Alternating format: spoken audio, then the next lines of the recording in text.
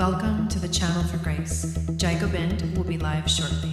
Book a tarot or astrology reading on our website, channelforgrace.guru, and check out our latest programs and classes. Please give us a share and a like, and we hope you enjoy the broadcast. Welcome to the Channel for Grace. Gobind will be live shortly. Book a tarot or astrology reading on our website, channelforgrace.guru, and check out our latest programs and classes. Please give us a share and a like, and we hope you enjoy the broadcast. Welcome to the Channel for Grace. Gobind will be live shortly. Book a tarot or astrology reading on our website, channelforgrace.guru, and check out our latest programs and classes. Please give us a share and a like, and we hope you enjoy the broadcast.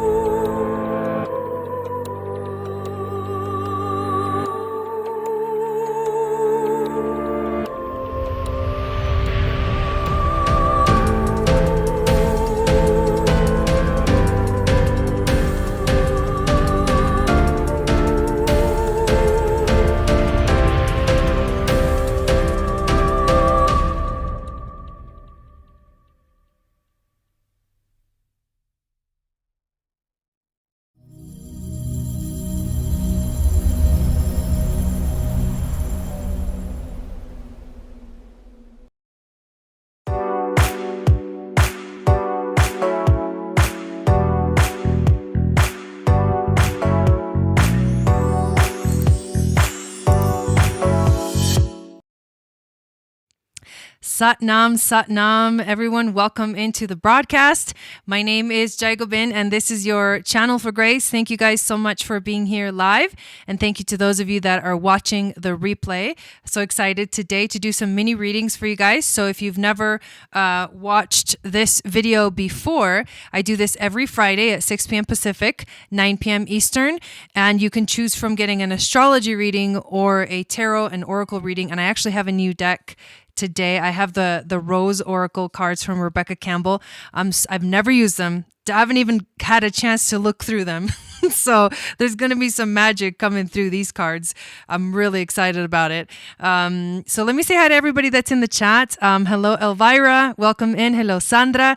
Welcome in. Maria. Welcome. Morning Star. Welcome in. Yoni. Welcome. Wendy. How are you doing? Thank you so much for putting that information in the chat. That's how to sign up for a reading for tonight. And hello, Mama Ocean. Welcome in. So good to see you guys. So we have one person on the list so far. It's Adriana. So if you're here, Adriana, will you let us know in the chat so we can begin with your reading? And if you do want to sign up, it's $25 sent to my PayPal, and we do your reading live here on while we're doing this video, this broadcast. And like I said, you can choose from astrology or tarot, and you just have to tell me when it's your turn. I'm going to call your name, and I'll tell you. You have to tell me whether you want astrology or tarot, and then if you do want astrology, I'm going to need you to post in the chat the date of birth, time of birth, and location, so that I can pull up your charts and also share it on the screen, and we can look at whatever it is that you want to kind of focus on. If you've never had an astrology reading, I recommend getting a birth chart reading, and a basic chart reading. If you have, maybe looking at the transits and seeing how the transits affect you is another important way to do it. You can look at the progressions, which show you what cycles or what phase of your life you are in right now and what that means for you. And let's see, what else? We could do a synastry reading by comparing the two charts together of you and another person. And it doesn't have to be romantic relationship, but it can be. It can be like mother-daughter. It can be like siblings, whatever feels whatever information and relationship you want us to look at is what I'm talking about. And before we dive into the readings, I do want to invite you, if you're new to this channel, to make sure that you subscribe and also hit the notification bell so you get notified of when I go live and when I upload videos. And also download my free moon astrology guide, which is going to tell you what your psychic gifts are based off of your moon sign. It'll enter you into my email list, and I send out a weekly moon magic report that tells you all of the coming transits for the week and how that's going to affect us collectively. It's a really nice way to prepare for the energies that are coming up. So that's awesome. And then if you haven't yet heard of the STARSEED membership, this is a subscription program. It's the best way to support this channel and support what I do and me continuing to be able to offer also this content here on YouTube and the programs that I offer as well. And the STARSEED membership is a $22 a month commitment, but you can cancel at any time if you want to. I don't recommend it. But I will tell you that what we do in the STARSEED membership is I guide you through the whole year, astrology transits, monthly themes every month. I put out a video that tells you what is going on for the whole month and the theme, and also where the sun is going to be transiting in your chart. There's meditations, uploaded videos, PDF content, like all kinds of stuff, and even live events. We have one live event minimum per month, and it's actually really, really amazing to have that community available for us, and with all this craziness that's going on in the world. And the last thing I want, and I know a couple of you guys had just got on the list. I'll update the list in a moment. We're waiting for Adriana to put up her question. But then also the big announcement that I want to make right now, because there's a really big transit going on with Jupiter and the sun. It's exact tomorrow, but we've been feeling it intensify. And right now they're basically at the same degree, but getting closer and closer and closer together. So it's kind of like a multi-day thing. And tomorrow officially is I'm announcing, I'm letting you guys know today, but I'm announcing officially that the next Moon Goddess training is ready for anybody that wants to sign up. The Moon Goddess training is a 9-week program where you go through the ancient Atlantean initiation path through the temples along the Nile. And it's an amazing deep dive into who you are as a being, what is the divinity that lives within you, and how to understand the initiatic path so that you can come to live coherently and fully step into purpose. And we look at purpose in our lives through many different perspectives, and we understand life through many different perspectives. So it's a beautiful opportunity for you to dive deep into your own healing path and turn your shadows into gifts. So if you want to sign up, there's a link below for everything. And I hope to see you there. There's also a payment plan available, and we start April 29th of 2022. And this is a program that we are starting off. We always start with a new moon, but this one happens to be eclipse season. So we're doing the Moon Goddess training, and we're starting on a new moon solar eclipse in Taurus, which is ruled by Venus, which is the goddess. So total beautiful synchronicities happening here. Let me go check the PayPal list because I know a few of you got on it, and I want to update that. Okay, so here we go. Still waiting for Adriana. Are you here? I don't see Adriana here in the chat. And then we have Michael. Michael got on the list, so let's add Michael. And then we have Mama Ocean. And then we have Sandra, but it's a reading for Elvira, I believe. Okay. Okay. And that is it for now. So, hello. Have we seen Adriana? And I think we have. So since we're not seeing Adriana, let's just go ahead and start with Michael. And then we'll continue on until see if Adriana shows up. If not, we'll do that reading at the end. I do prefer that you guys are here live. I don't know if you were aware of that or not, but I do prefer that you guys are here live for the actual readings because it makes it easier on me to keep track and all that stuff. Okay, so Michael, let's go ahead and begin with you. Awesome, Sandra.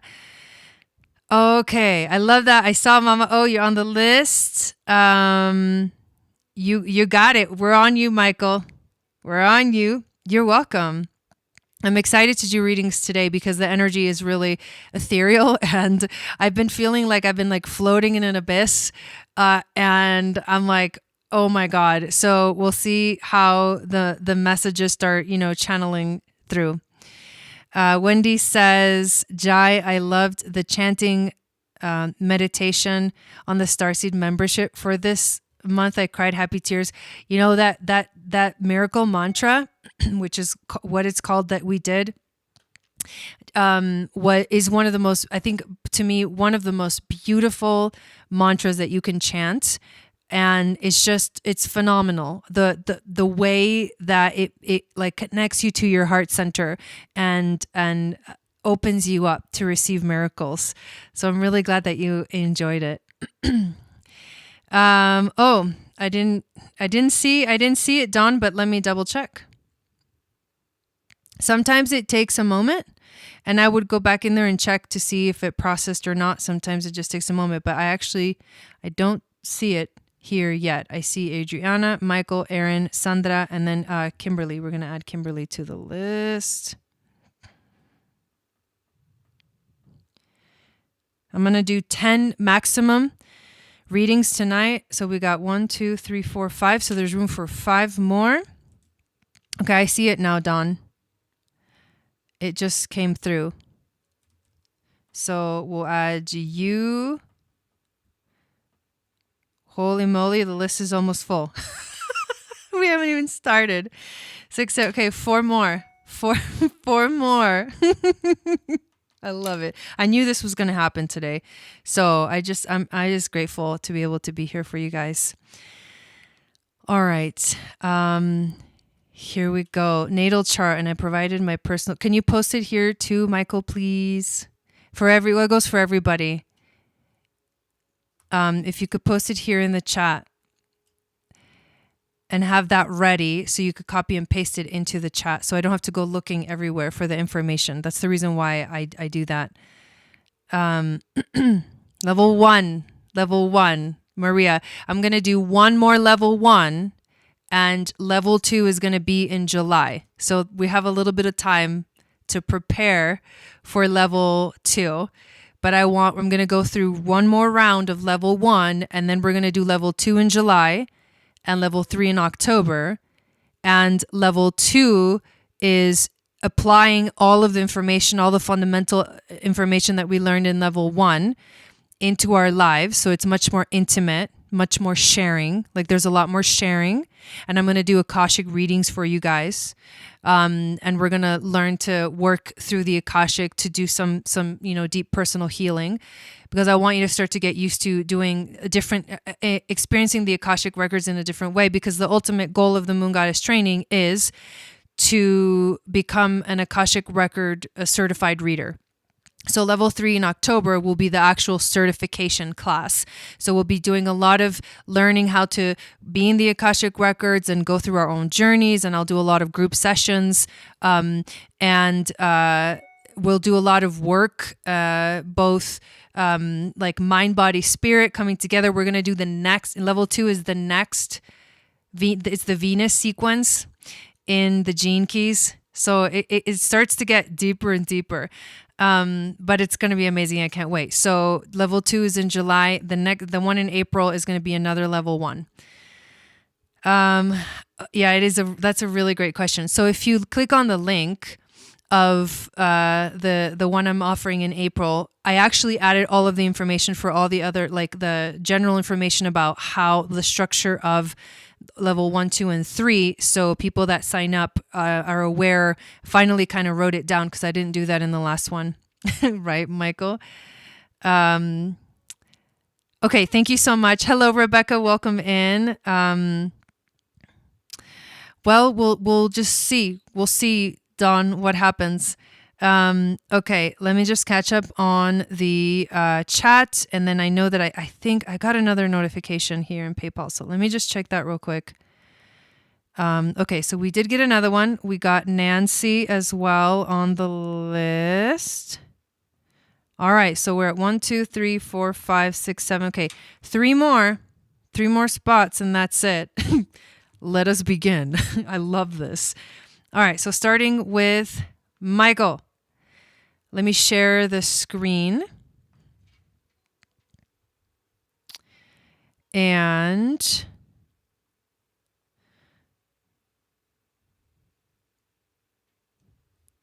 oh my God, I just clicked on the wrong thing. That's hilarious. Like my neighbors, I'm like going to share my screen with my neighbors, whatever. It's hilarious to me. Oh my God, that's so funny. Okay, it's 3173 is the code. Okay, awesome. Gotcha. I need time to really integrate. Good. Yeah. Well, then you guys will have time. The next group that does level 1 won't have as much time, but I think you'll be ready. If you want to dive into the whole experience, I highly recommend it. Commit to all 3 levels, but you can do just 1, 2, or 3, all 3 of them.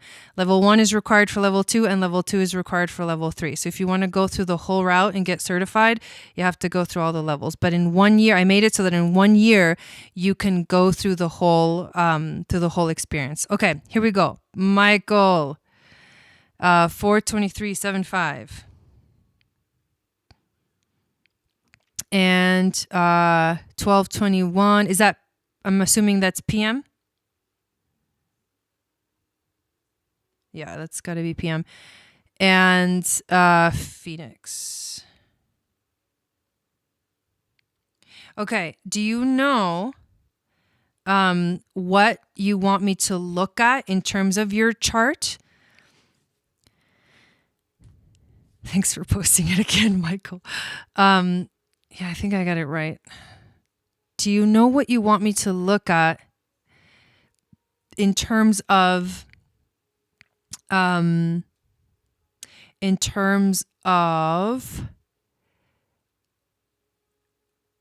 I feel like we've looked at your natal chart before, but do you want me to look at the transits, or do you want me to look at the progressions? I can't remember what we've done for you. So I just kind of want to ask to see what it is you really want me to look at. And then let me tell you the list, okay? It's Michael, Mama O, Elvira, Kimberly, Dawn, Nancy, and then Adriana. But Adriana is going to be last unless she shows up somewhere in there. Then we'll put her in. And then there's room for 3 more. So that's the list so far for tonight, and I'm only going to do 10. Planetary relationships. What do you mean by that? Like a deeper dive into your natal chart? Okay, well then let's just look at your natal chart.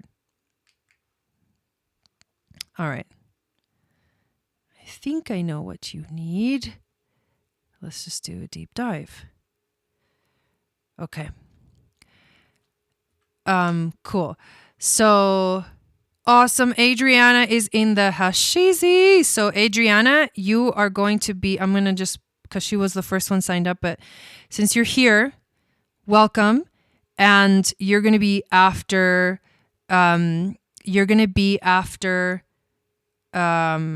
this reading. So be ready with your question, like time, date, and location. And then when I call your name, then you can post it in the chat. Elvira, no es tu turno todavía. I got to do this one in Spanish. Tenemos a Michael ahora, después Adriana, después Mama Ocean y después a ti. Así que cuando llame tu nombre, ahí es cuando pones la información en el chat. Ok, gracias. All right, here we go. So, let's look at this. All right.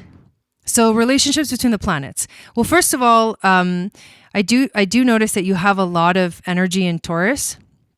So you've got the Sun in Taurus, you've got Mercury in Taurus as well. You got a couple of asteroids and planet Sedna as well in Taurus, and it's all at these planets. This Taurus stellium is in the 10th house of career, and so the part of what's really intense in your chart and understanding your chart is basically that you are here to express your soul through like in the public service or in the public eye, because people that have the sun in the 10th house are here to be public figures in some way, shape, or form. This may be like at a huge scale, like president or like politician or like famous person, or it can be at a smaller scale that is just like in your community or maybe in your family, or just like somewhere that's like a smaller circle or a smaller group. With Mercury, the way that you communicate, it's you take your time and you express yourself in a way that is very sort of eloquent or elegant. And I also have Mercury in Taurus, so I understand this energy really well. Because you have the Sun and Mercury conjunct, you are like, your essence comes through when you speak. Like who you are at a deep level, which is your soul, comes through when you speak. Also, the North Node is currently in Taurus, and so it's gonna light up your 10th house like a lot. So this year is gonna be about focusing on career and life path as well. If we look at where your moon is, there's actually something cool happening. Well, first of all, you have moon conjunct Pluto in your chart, which means that you tend to be sometimes a little bit maybe like emotionally volatile, or you feel maybe like, it's kind of weird to say this, but you may sometimes feel very disturbed inside, and you may experience the internal sort of power play or power dynamic happening within you. So it's like an internal conflict sometimes, but your power comes through when you tap into your emotions. That's very much the Pluto and the moon is your power comes through. Oh, okay. I'm just getting distracted by the chat. Your power comes through when you tap into your emotions and you ground yourself in your emotions, and you know where you stand, or you know what you feel and why. And this is making a beautiful trine to your Venus. And so it creates like harmony in terms of relationships. You're a little bit more open-minded, like Venus in Gemini. I have Venus in Gemini, and they kind of, Venus and Gemini people they're more curious than anything else about love. Yeah, mind-heart conflict. They're curious about love. They tend to be not as interested in like full-on commitment.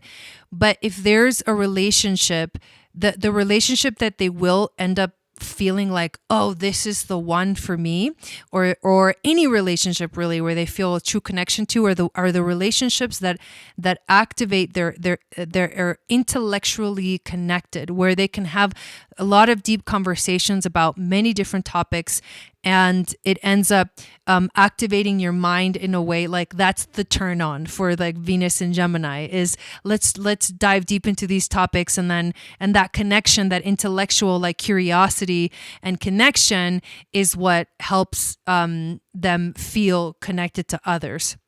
So if that's not there, then they may feel a little bit not pushed away, but they may feel a little disconnected. That the connection for them needs to be intellectual before anything else.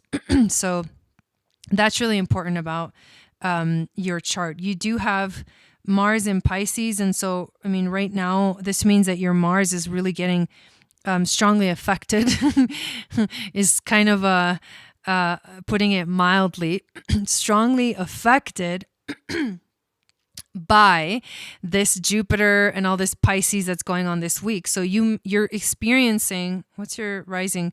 You have Leo rising. That's what I thought. You're experiencing some kind of big transformations right now.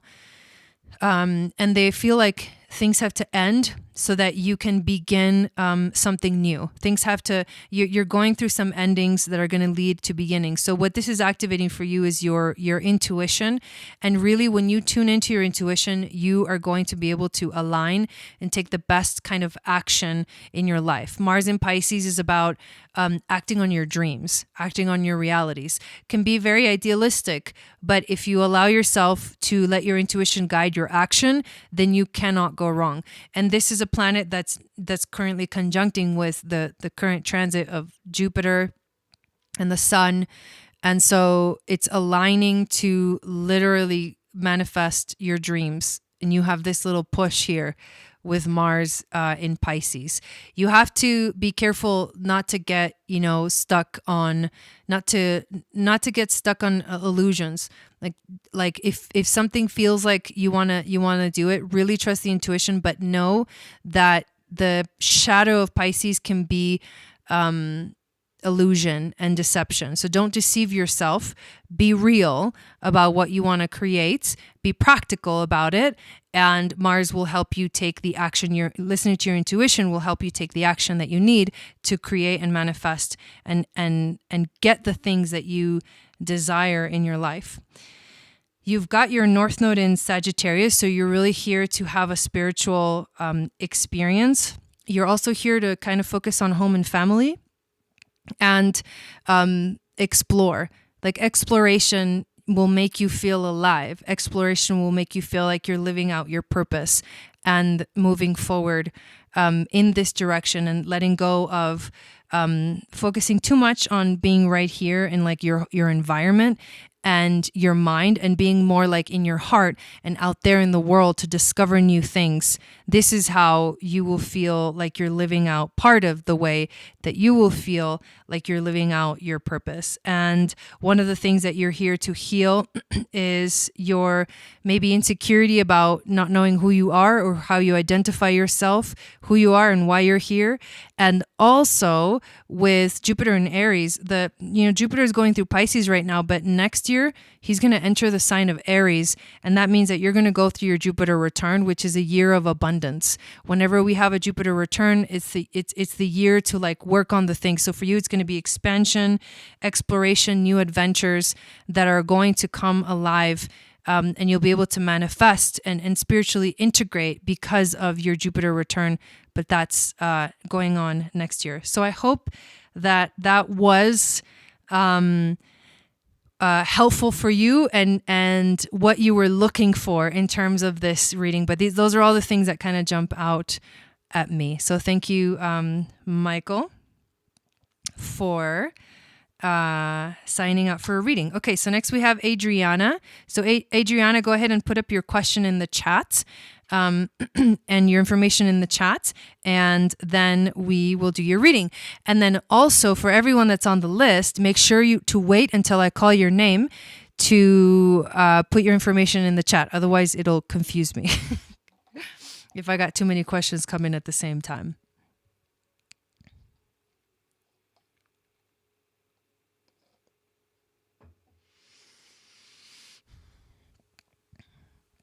You're welcome. Happy to be of service.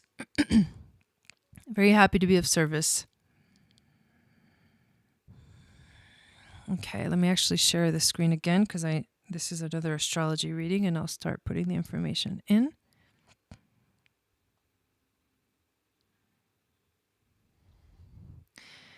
Okay, what transits are the most impactful for me currently? Okay, 9, 21.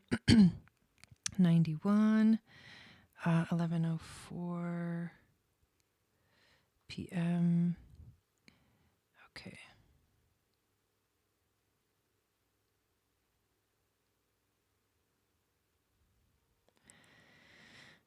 All right, let me make sure I got it right. 9:21:91, 11:04 plus 6. Okay.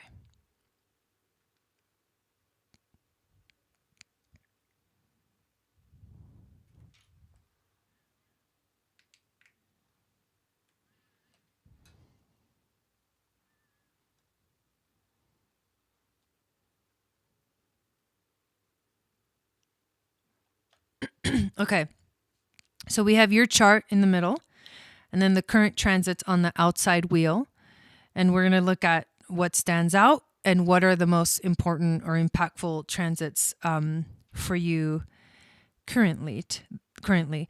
So you were born with your moon in the sign of Pisces. And all of the Pisces is actually intercepted in your 10th house. So this is big career time for you. You need to focus on your career. You need to focus on your life path. And you need to focus right now on manifesting your dreams in how you want to show up for the world. This is about life purpose. So leadership. How are you stepping into leadership? Because these planets are in the energy where your moon is at. So emotionally, you can, because the emotions are our guiding system, you can connect your emotions to the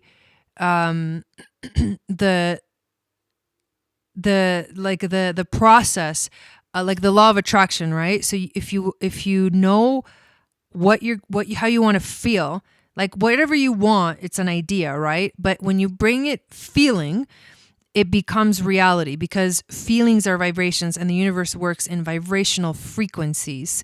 So if you can feel it, you can create it. If you're feeling it, you are creating it. Whether it comes right now or whether it comes in a while, it will arrive. That's why we have to be careful about how we are feeling, because that's what we're putting out there, and what we're thinking also as well, because those are frequencies too. But the feeling brings it more into the realm of strong manifestation, because the feelings kind of activated. The feelings are the energy that activate our lives. It's a beautiful tool, emotions. We just have to learn how to use them. So right now you got to focus on being present for your life path and your life purpose, and what dreams you have for yourself in terms of career, and how are you stepping into leadership. I'll say that's a big deal right now for you.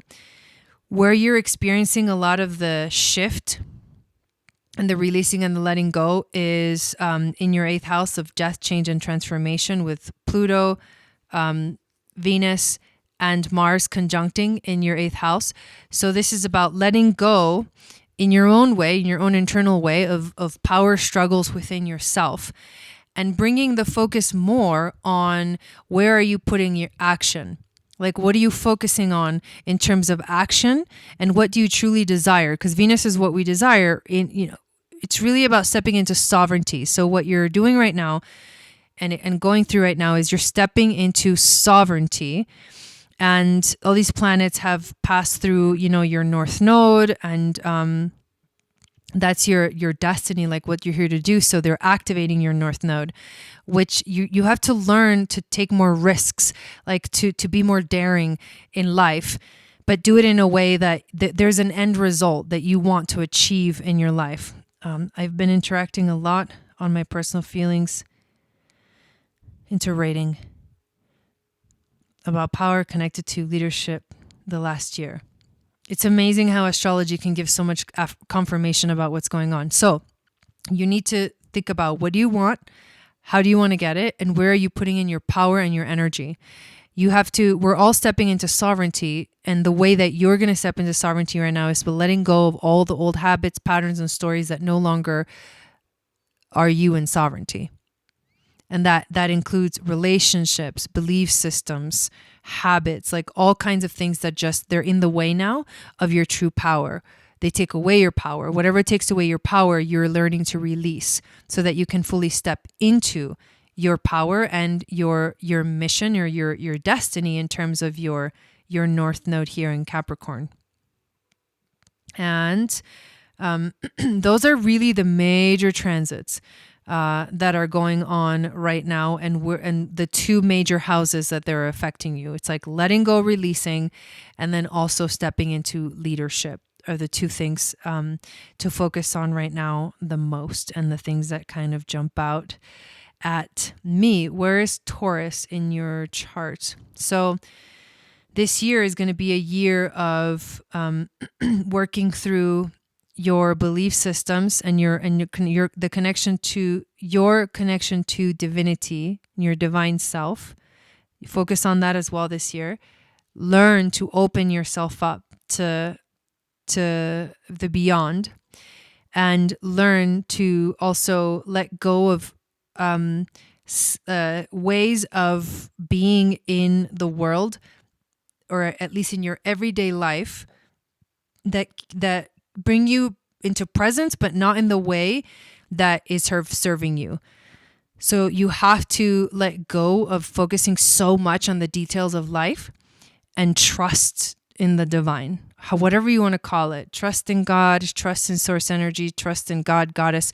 You have to trust and have faith that everything will turn out, and gratitude, faith and gratitude, that everything will turn out the way that you really truly want it to. And that's what I would say to focus on this year.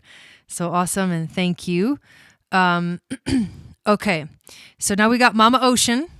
Mama Ocean is next. And then we have Elvira, and then Kimberly, Dawn, and then Nancy. And I'm going to check if anyone else got on the list. I don't think so, but just to check, nope, that's where we're at.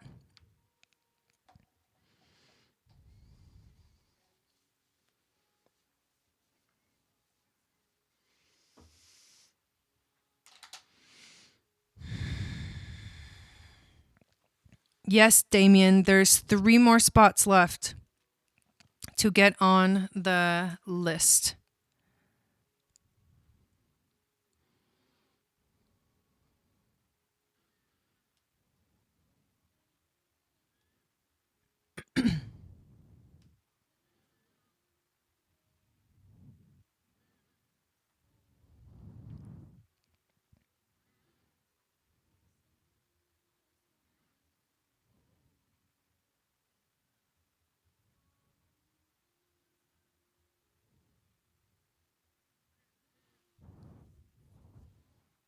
Okay, let me make sure I get this right. 3:19:70, 10:55 a.m. Okay, that's one. And let's do the second one.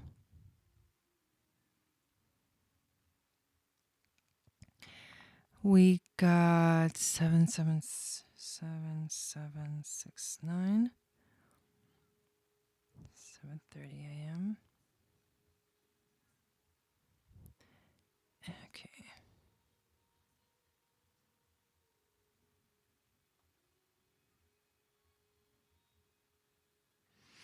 Okay, so we're going to do a synastry reading, and I'm really excited because I love these kind of readings. Okay, 7:7:69, 7:30 a.m. Oh, okay.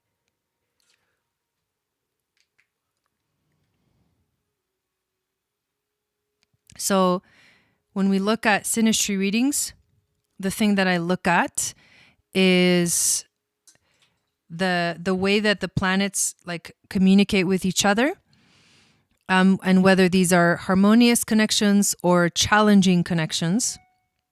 And it helps us to understand the relationship and where the challenges are going to be within the relationship, and where the harmonious things and synchronistic things also exist in the relationship, and what are kind of the strengths and kind of the weaknesses of the relationship. So we'll start with the sun.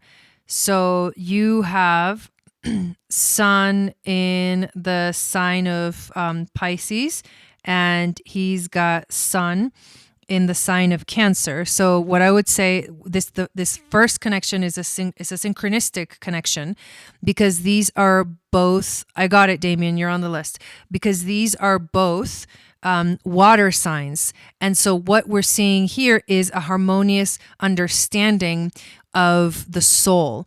Both souls in the energy of water, which is the energy of feeling and emotions, you understand each other because your suns are in the same element and they are essentially trining in energy, and trines are beautiful synchronistic energies. So that's number one. Number two is the moon. You've got moon in Leo and he's got moon in Aries. So there we go. Look at this beautiful balance. Both of your moons are in the are in the element of fire. So his moon, so in terms of emotionally, which I forgot to say this about the sun, is that compassion is something that you really hold. And then for him, it's like he's really good at nurturing. Like that's his essence. He's a nurturing, loving. Both of you are. The moon in Aries is like a totally different energy. The moon in Aries basically says that he's much more impulsive in terms of his emotions. He's much more instinctual. And you hold that fixed fire energy, which is like pure love and loyalty. But for me, I see this as a beautiful connection because, again, both moons are in the element of fire, and that's an understanding, like passion, right? Like the fire element is all about passion. So this is how you guys activate each other, is you understand each other at a deep soul level with your sun signs, and then you activate each other's passion and kind of inspire each other through the energy of the moons, both in fire signs. So the next thing that we look at is Venus, which is what you truly, desire. You have Venus in Aries. And he's got Venus in Gemini. So this is where the energies are very different. So what I will say is that his moon in Aries is in the same sign as your Venus.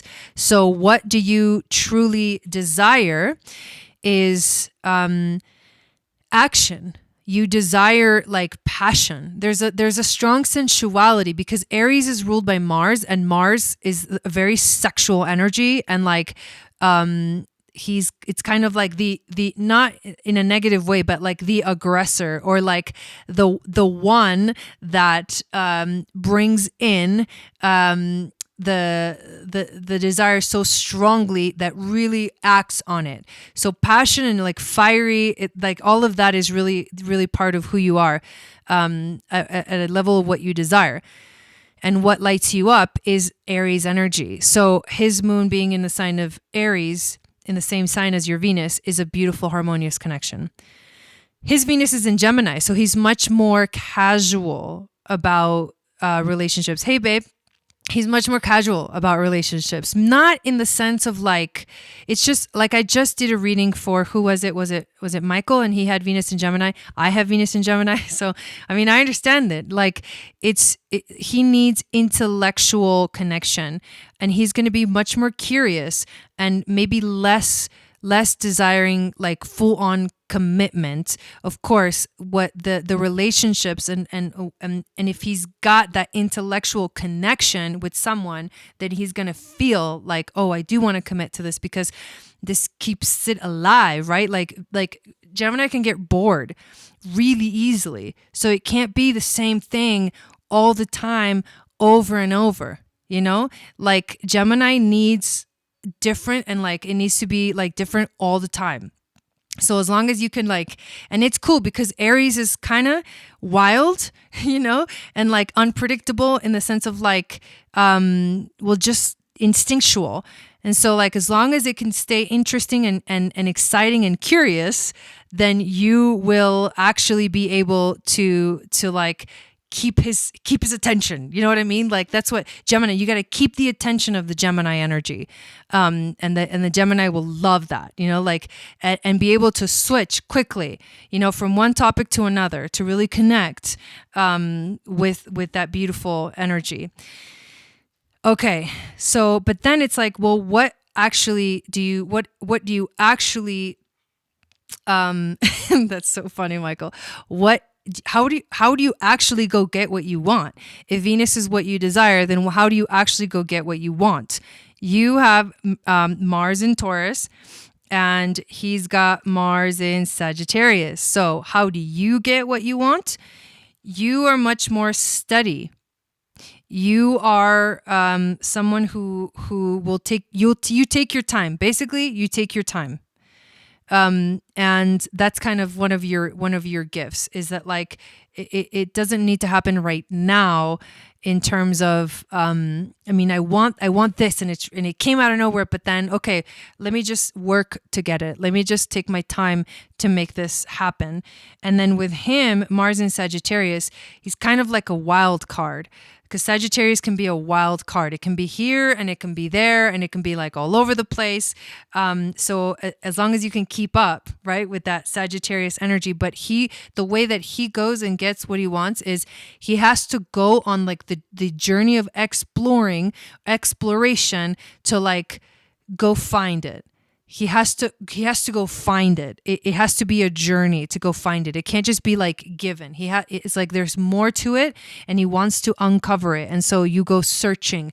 You go on the quest for the truth, for to let your heart expand. And this is about spiritual integration. So it has to have meaning in the end. It has to bring wisdom. And so he goes looking for the wisdom. Okay. Let's take a look at, so we did Sun, Moon, Venus, Mars. In terms of, I don't think I have the rising sign in here. For some reason it's not in here. But let's take a look at Mercury. So this is really important. Mercury is really important because this is how you communicate. So if you guys lack the ability to communicate, which the Mercuries will tell you that, it's going to be really hard for any of the other things to really like flow. So let's take a look. You've got Mercury in Pisces, and he's got, where is his Mercury? Okay, Gemini. So these are very different energies. You are very intuitive, not only because your sun is there, your north node is in Pisces too, but you're very, very intuitive, and you communicate like telepathically with people, literally. Like you can feel what other people are thinking or what they're feeling. You have this natural gift of intuition, but you are also very gullible. And sometimes you can fall easily for like deception and things like that. And people may take advantage of that, or that maybe they have taken advantage of that in your life because they notice that in you. But above anything else, the way you communicate is through the energy of Pisces, which is like dreams, intuition, and it's a deep dive, and sometimes it can be like all over the place, like very imaginative, right? This is where the mind becomes so imaginative. He has Mercury in Gemini, so he's going to love to talk about things. He communicates by actually talking. Like he has to say it. And I understand this too, because I have a lot of Gemini, but this is about being able to express and talk just for the sake of talking. And sometimes, or I mean all the time, when we allow ourselves to say things and bring it out into the air, sometimes we heal ourselves. Like just the talking about it and the feeling it is, and the expressing it is all you need to like heal it. And there's been moments where, like I talk to my husband obviously all the time, and I'm expressing something that's frustrating to me. But after I said it and expressed it, then it was like, okay, I'm done, moving on, because I let it out. And that's how Gemini lets it out. It has to like talk about it and say it, and then, okay, we can move on. But that's how he communicates. These energies, because they're 1, 2, 3 signs apart, are actually squaring. So this is where I would say maybe one of the challenges in the relationship is that the water energy doesn't quite understand the air energy so well. And so it can be like one of you is talking at this level and the other one is at this level, and then they never quite kind of match. So the communication between you two might take a little bit of work. But really that's all that means. But if you're willing and desiring the connection, then you'll both make it happen. And then the last thing I'll say is you guys both have North Node Pisces, South Node Virgo, which means that you both have the same destiny, which is to experience life at the full, deep, powerful level that is the divine, to have a spiritual divine experience, and to let go of being so kind of hooked on the everyday so that you can expand in a beautiful way towards this essence that is infinite, and having and allowing yourself to fully dive into the mystery of spirit and a spiritual life is what's going to help you guys both feel fulfilled. So if you can combine that somehow, then the relationship is really going to flow really well. So there we go, Mama O. Love that. That was really, really fun. And I hope that was helpful for you. Okay, so next we have Elvira. Elvira, es tu turno.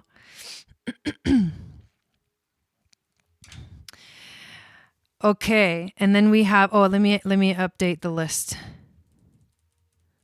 So after Nancy, we have Damien.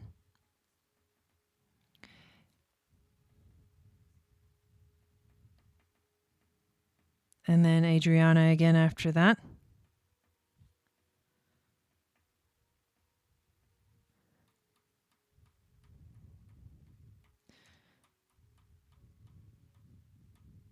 So we have room for one more. And that's it. Wow. Literally 9 people on the list. That's amazing. Okay. Just one spot left. And now we got Elvira.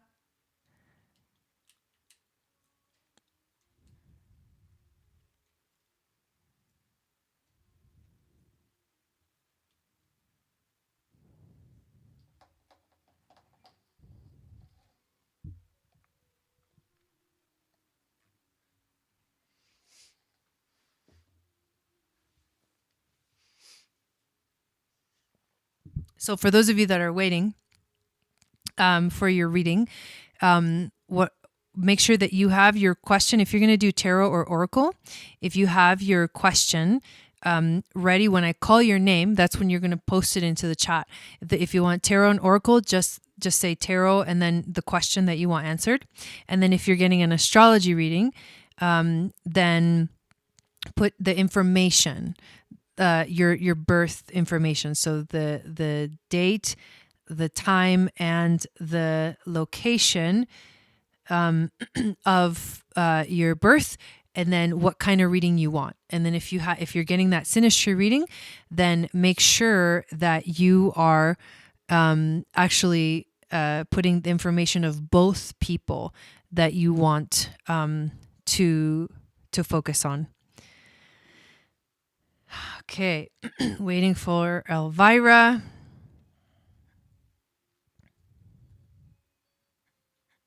After Elvira is Kimberly. After Kimberly, it's Dawn. After Dawn, it's Nancy. After Nancy, it's Damien. And after Damien, it's Adriana. And there's one spot left. Oh, you're welcome, Adriana. Excited to see what else you want to know. Maybe we should look at your progress chart.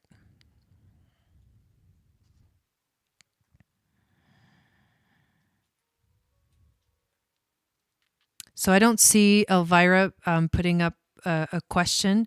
So why don't we go to you, Kimberly, and then we'll come back to Elvira when she pops back into the chat.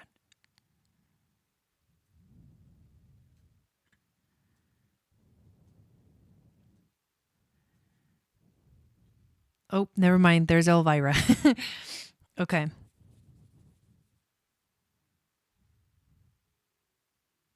All right. So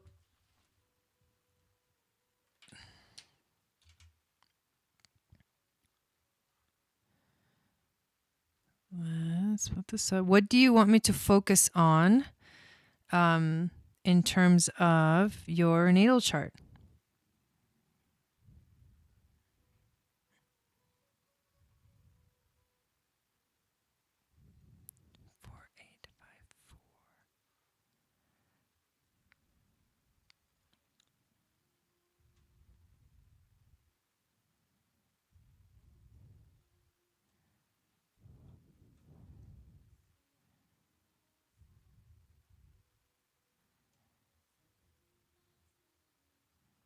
So what do you want to know about your natal chart?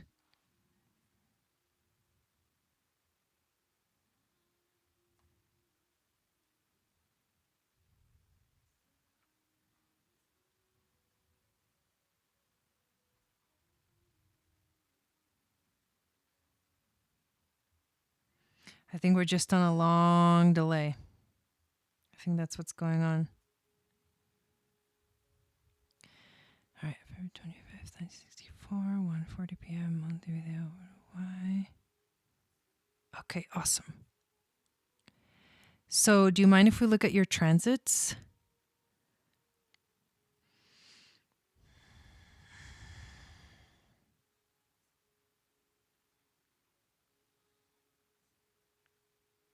Let me see what stands out. Let's look at the transits.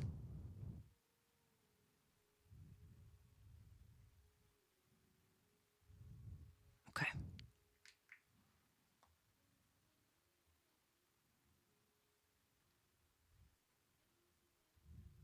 Okay, so here we go. So there's something that's standing out like really, really strongly. And it's the current, the Pisces energy that's going on right now. So you have your Sun, your Mars, and your Chiron all together here in the sign of Pisces. And it is all in your 9th house, which is the house of spiritual integration. So as a soul, you came here to have a spiritual experience, to understand yourself at a deeper level. The way that you take action in life is you have to trust your intuition. That's the Mars and Pisces part. But this is also, there's a wound. There's a wound. And you may have felt in your life that you have felt disconnected from God, or like there's no, oh, you wanted a tarot reading? Okay. Alrighty then. Oh, let's just do tarot reading then. That is hilarious. But I will tell you this. I'm gonna shuffle the cards, but I will continue to tell you just that little bit. There's a wound that you have been trying to heal since you were little. And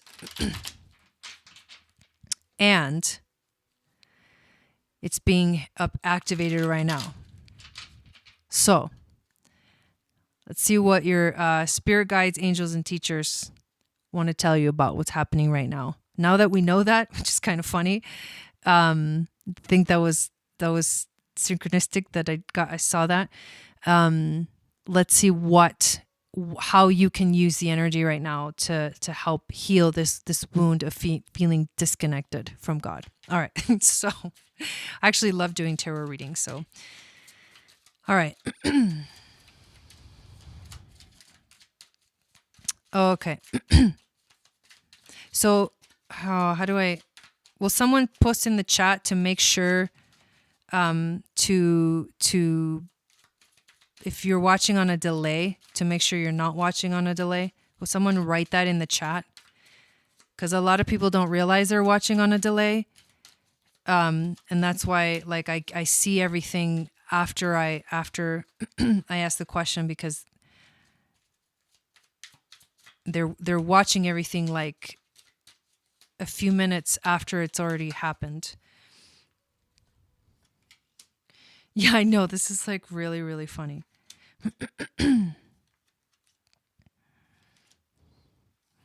Okay.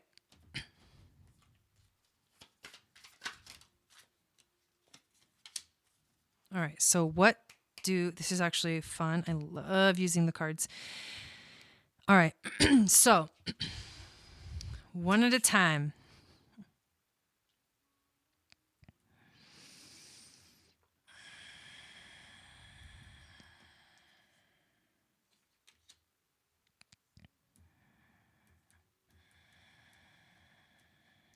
Let me make sure, because I'm using the vice versa deck. Just to make sure they're all, whether they are upright or reversed. Okay, so we've got, this one is upright. This one is reversed. This one is, I believe, upright. Yeah, I believe upright. Upright. Okay, so there's only one reversal here. Okay, so here we go. This is actually a really cool reading. So the first card that we get is the Star. So the Star card. So the Star is about your hopes and your dreams. So this is the intuition card. So what are your hopes and your dreams? I think that it's almost like when we say we wish upon a star and we look up, and it's like we send our intention to the universe. We send our intention out there to the universe. So right now there's a moment for you to wish upon a star. So what are you wishing for? What do you want? It's like this is saying right now you start here, and you start here and you are moving forward from here, and you have an opportunity to make a dream come true. So that's what you have to focus on. What are your dreams? What do you want to manifest in your life? The challenge card is the challenge card is the Ace of Wands, but it's actually in reverse. It's actually in reverse. So the Ace of Wands is about delays. It's about feeling depressed and maybe even misunderstood. So that's what you're feeling right now. That's why this is a challenge. You feel like things are not coming fast enough. You may be feeling depressed, misunderstood. And so it feels like it's frustrating to be in this place because you want, right? You have a wish. You have a wish that you want to manifest, but maybe you feel like it's not coming fast enough. And that's frustrating to you. So that's important to keep in mind. Is that's why it's challenging, because maybe it's not coming. And it's like, oh, I just, and that sucks. But you have to find the faith. You have to find the faith to move forward in your life. The overall theme that is coming up is the Four of Pentacles. Okay, so this is important. This is upright, and the rest of them are upright. The Four of Pentacles is about it stems from an energy of lack. It's like lack mentality. Like I don't want to let go of what I have, like of the sense of security that I have, because I want to make sure that I'm in control. But the truth is that you have to, in order to manifest what you want, you have to let go of the old, anything that gets in the way. And that means allow yourself to be vulnerable and to step in this place of like magic and creativity to manifest your dreams. You have to stop trying to be in control of everything. And the only way to stop being in control is to realize that only by letting go and taking one step forward into the unknown is when the magic begins. Because your spirit guides brought us the magician. The magician, which means they're still telling you, you have the power to create anything you want, but you have to let go of the need to be in control, and you have to have faith that it will come and it will happen exactly when it's supposed to happen. It won't come until you let go of the control. It won't come until you surrender to the fact that you don't know when it's coming, and when you surrender and you have faith in the process. That's when you free yourself up to create. But the more that you try to be in control of it, the further away, like the harder it will, the longer it will take to show up in your life. This miracle, this wish that you are wishing for. And the most beautiful card that came out is in the animal spirit is the bear. And the bear is all about transformation. So the bear comes out of, from the winter, it comes out of hibernation into the spring. So the bear tells you to come out of your cave. It's time to come out of the cave of what's the word? The cave of a false sense of security. You have to let go of the false sense of security of the cave and step out of the cave, which means beyond your comfort zone. You need to step out beyond your comfort zone in order to truly transform your life. So this is about, you have to take the first step. You have to move forward and take the first step. You take action, right? It represents the spring, the bear waking up in the spring.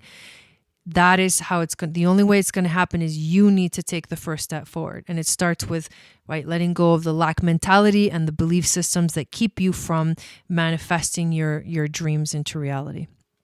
So wow, that's actually a really powerful reading,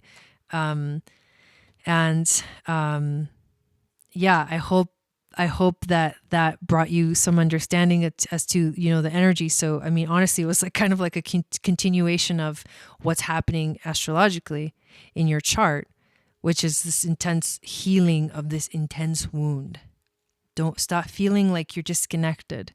The only way you're going to stop feeling disconnected is if you stop from you have to stop yourself from thinking that you know better than the divine. That you have an idea, that you have an idea of what the divine is, but it's not. You have to let go of your idea or your belief system. There's something in the way. You're holding so tight, you're holding on so tight. You gotta let it go. You gotta surrender. You gotta release, and into the flow. And get out of your comfort level. I think that's the biggest message, is get out of your comfort level, of your comfort space, and move beyond that into the unknown. That's how you heal that wound, because the divine is the unknown. But there's a beauty to that truth that comes through only when you feel that you don't have the answers. And there's beauty to that, because that means that there's infinite possibilities.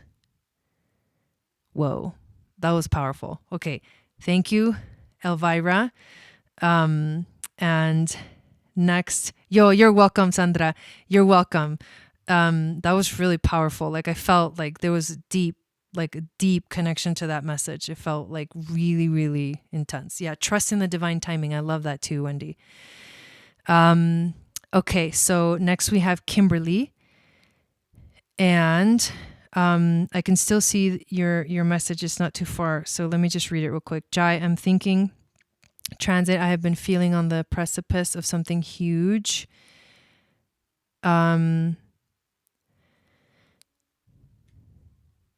Exciting, not scary, or is another reading better? Let me take a look at it, and then we'll dive deep. And I also want to check the PayPal real quick again, because I think we got our last person. Yep, Rebecca. Okay, the list is now closed.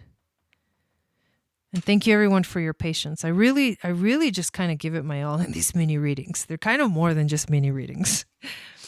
Okay. So, let's pull up your information.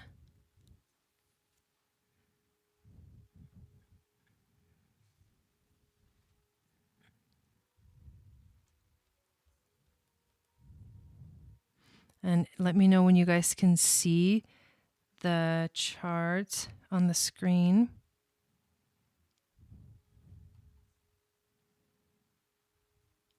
Right, Wendy? I do. I'm like, damn, I just go on and on and on.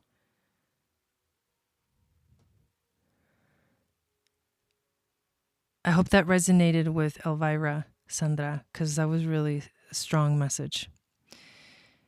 Okay. 1170.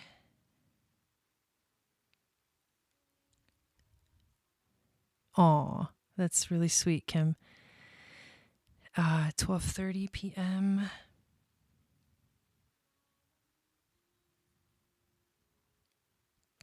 And then, okay, west.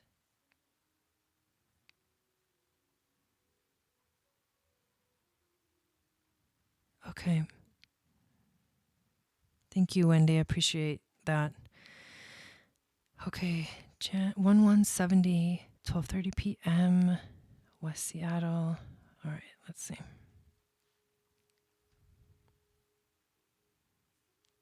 Have we ever looked at your progress chart before?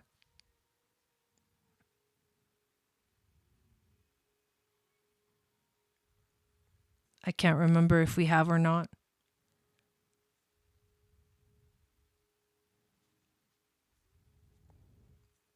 Well, I mean, honestly, like, I mean, you are totally, let me do a transit reading. We haven't? Okay, hang on, let me think.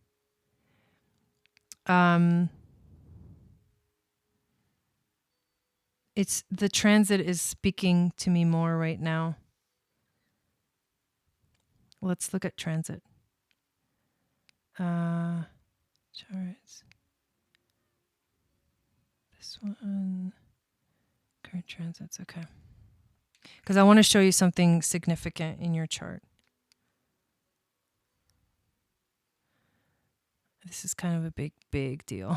And this is why you're feeling like this kind of intense thing happening right now. So,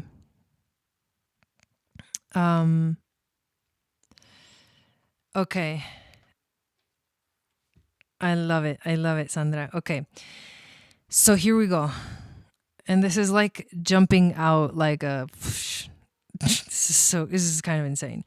So here is your North Node and your Mars. Let's start there, right? So you have North Node in Pisces, conjunct Mars in Pisces, South Node in Virgo. North Node is in your 12th house, and South Node is in your 6th house. It'll help if I explain this. You're welcome, Elvira.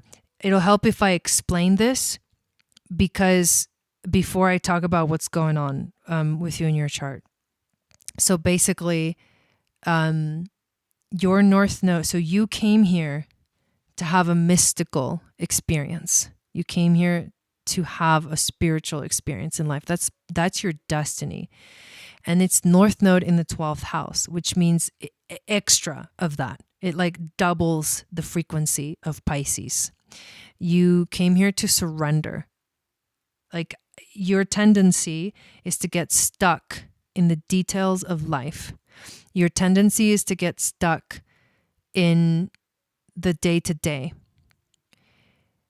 And to get stuck in more of like a critical experience of life where like your comfort zone is to like feel like, again, this is Virgo can be a tendency has a tendency, the shadow energy of Virgo has a tendency to judge and criticize because it sees the vision of perfection and sees that there's no way that it can live up to that vision. And so there's frustration. But that's where the shadow of Virgo comes from, is the frustration from knowing that you can't live up to the perfection that you visualize. So what shadow Virgo has to do is to let go of the idea that perfection is the goal, and to realize that the perfection is found in every moment, in every space, in every corner. God is everywhere. Divine source energy is everywhere. And if you surrender to the fact that like everything is perfect just the way it is, that's when you step into your destiny. That's when you step into your North Node. And this is about letting go of controlling all of the little details of your life, your schedule, what you do from moment to moment in your day, like literally hour by hour, because Virgo tends to be like anal retentive about the details. So surrender, let go, and stop trying to control all the details of your life, because that's not where the divine is. It's your comfort zone. Like, it makes you feel good. It makes you feel like you're in control of yourself when you focus on the details. And so you feel good because you're like, oh, I got this under control. I got this handled. I know what I'm doing, like, but being in the comfort zone it's not for you. So what is for you is to surrender to the divine, which means to be vulnerable to the fact that it may come now, it may come later, it may come a few days from now, it may come a few years from now. There's no way to define Pisces. It happens quantumly. So when you surrender to the quantum reality that is your soul, that is your being, you will understand your mission and your destiny here on earth. So you have to trust your intuition. And that's what's being completely lit up right now, because you have North Node in Pisces at 14 degrees and the Sun Jupiter conjunction. You also have the Mars is at 12 and the North Node is at 14. The new moon was exactly right here. And this Sun Jupiter conjunction is exactly 14 on your North Node. So your destiny path, your journey to step into destiny, to step into your divine essence, is like a major call. So if you're focusing too much on the details of everyday life and trying to be in control of all the details and feeling like that's where you're going to find God, no. Like, let me give you an example. You're going to find God when you stop doing all the little things, like, at this time I do this, at this time I do that. This is where I put everything. You just stop doing it all and be like, you know what? This is what I had planned, but I'm actually going to go completely against the plan and just see where it takes me. That's the example that I want to give you for what does this look like? Stop doing things according to how you think they should go, and surrender to the magic. And that's how you find the magic. That's how you get out of the Virgo and ascend into the energy of Pisces, which is, it's unknown and it's scary, but it's divine. And it will help you to understand where the perfection really lives. And that's when the heart opens and the joy comes through. There you go. So this is a big deal right now. It's a big, big deal. And that's what's happening. And that's what's totally speaking to me right now. So thank you, Kimberly. I really appreciate you getting a reading. Next we have Dawn, Nancy, Damien, Adriana, and Rebecca. And that's it. So as we get Dawn's question on the list, I'm going to take a little bathroom break. So I'm going to be right back.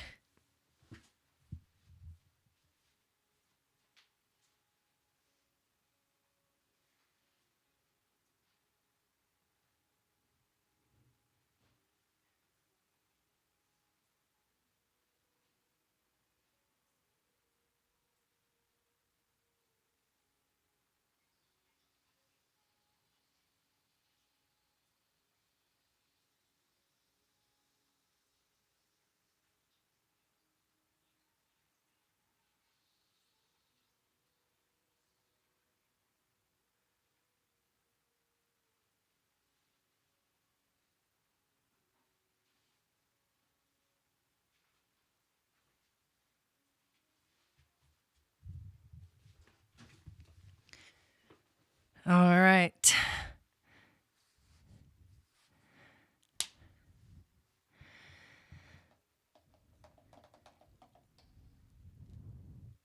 So Dawn. Uh-oh. Rachel.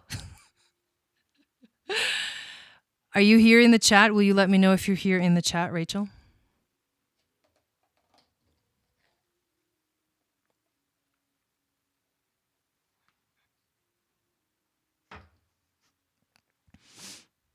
So I'm going to do your reading, Rachel, but the list was closed. So for anyone else, the list is closed after Rachel's reading. You snuck in there. Okay, we're waiting for Dawn. Did you fall asleep, Dawn? I think Dawn fell asleep. Nancy, do you have your question ready? You're welcome, Kim. Oh, you're welcome. Or maybe she's typing. I don't know. But Nancy, do you have your question ready?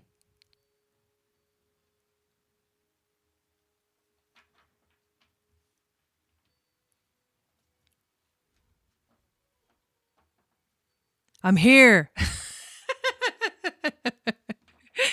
All right, what do you need? What do you need, Dawn? What do you need?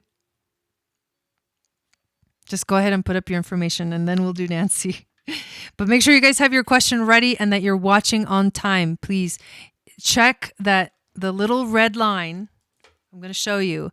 There's a little red line here, okay? If I grab it, I can move it this way, but you need to move it all the way to the end. If it's the little red line is not till the end, you're not watching in real time. You're on a delay.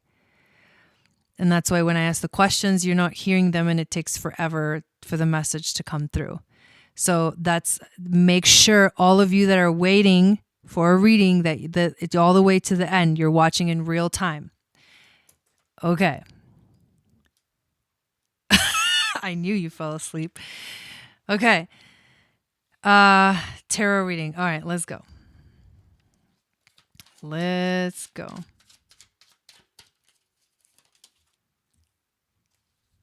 Oh my God. Whoa, these cards are really flying out. Zog. One more. Okie dokie. And animal spirits. And then if you're waiting for a reading, have your question ready. So when I say it's your turn, just copy paste and send. You're not like sitting there typing it out and thinking about what you want to ask. Otherwise, this is going to take all night. Okay, here we go. I'm excited about this. So Nancy, we'll do your reading right after Dawn because she actually showed up. She woke up. I'm just kidding. So just it's good. Just leave the question there, and I'll get to it in a second. Let's see what we got here.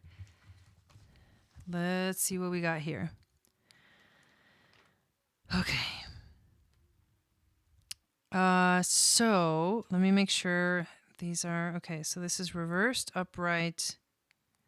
Oh, reversed and reversed. Interesting. 3 reverse cards and 1 upright. That's the first thing.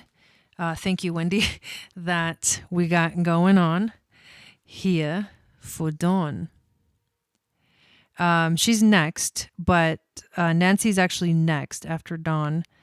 But because I called her name because I thought Dawn was sleeping, which she was, but then she woke up. So we're good. We're good. Wendy.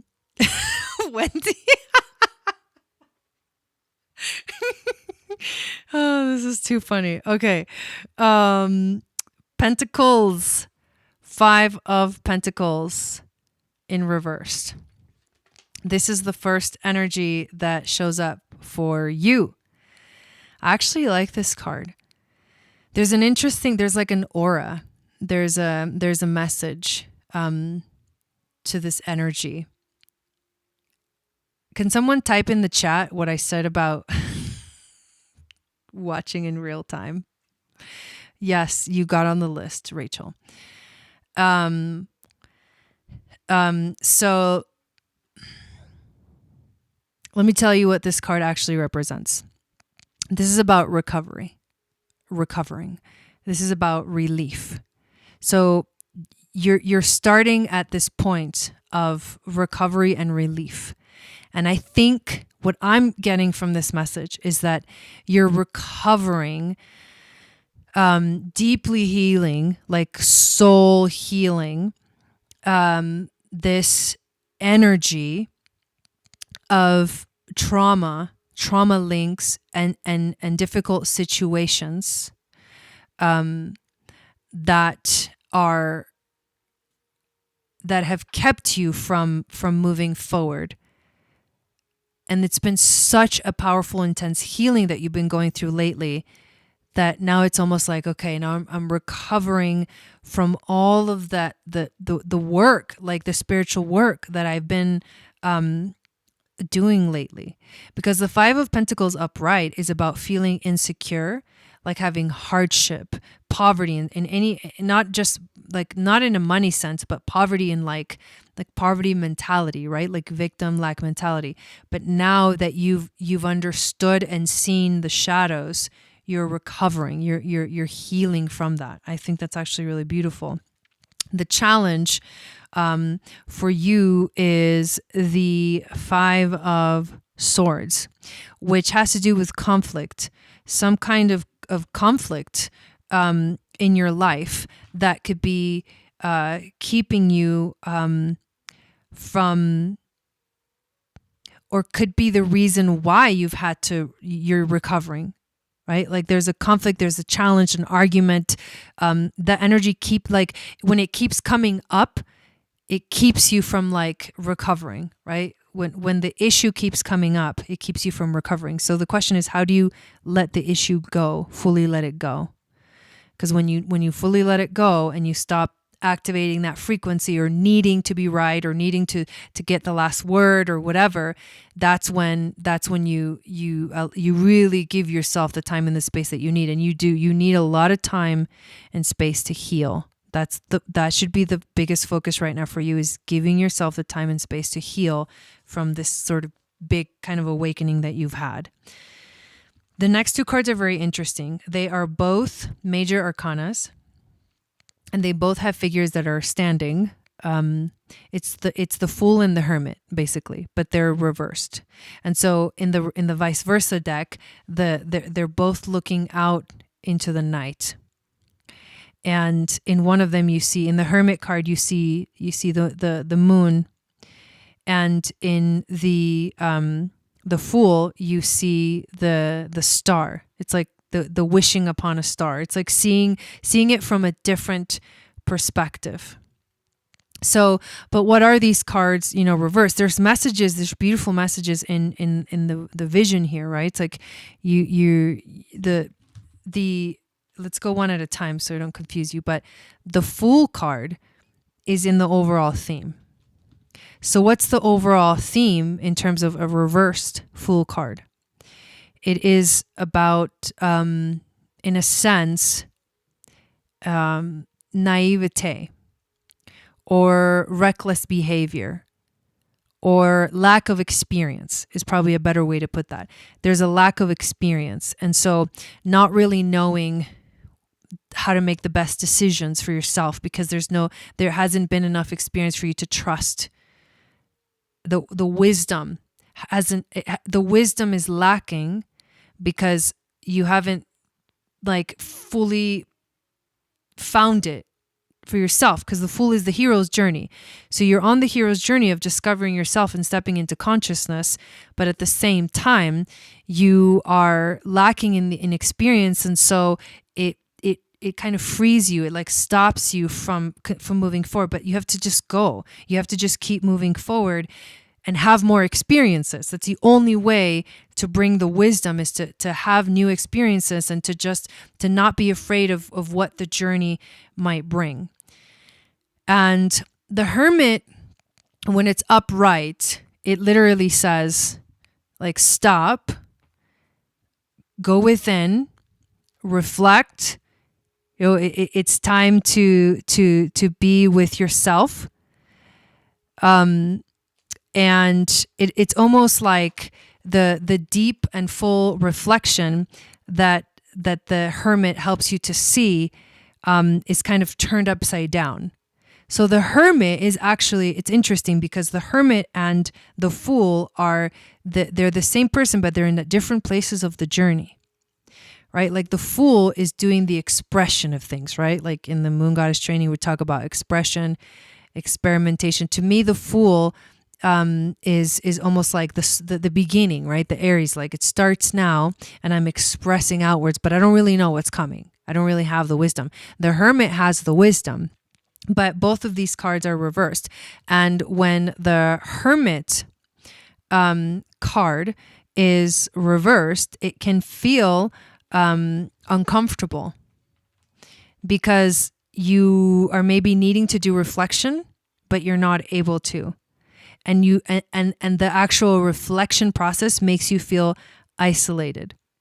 And instead of finding the wisdom, you withdraw into loneliness.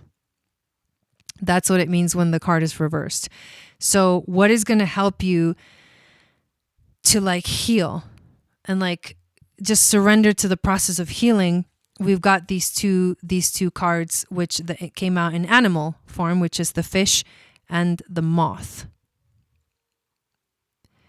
So the fish is all about like flowing. Just keep flowing, keep going. The fish never stops. Like it never stops swimming, right? Like a fish in the water can sit still for a moment, but like it's always like moving and readjusting itself, and like just it's the currents, right? It's also, faith. It's the fish is the sign of, Pisces too. So it's about faith, having faith. And then the moth is like you have to just go for the flame. The thing about the moth is that it's the moth gets drawn to the flame, right? But then if it gets too close, it dies. And that's the process of transcendence. That's letting the flame of truth engulf your being so that you can be transformed, go through that symbolic death ritual so that you can come back to life as the phoenix. So you're drawn to the flame because the flame represents your truth. But you have to actually surrender and get close enough and have the faith that the fish teaches you to have, right? The Pisces energy, the divine teaches you to have, and just keep flowing through it and know that, some things are going to end, but there's a new beginning, like on the horizon. So don't be afraid of that tower. Don't be afraid of that transition, that transcendence, because the transcendence is what keeps.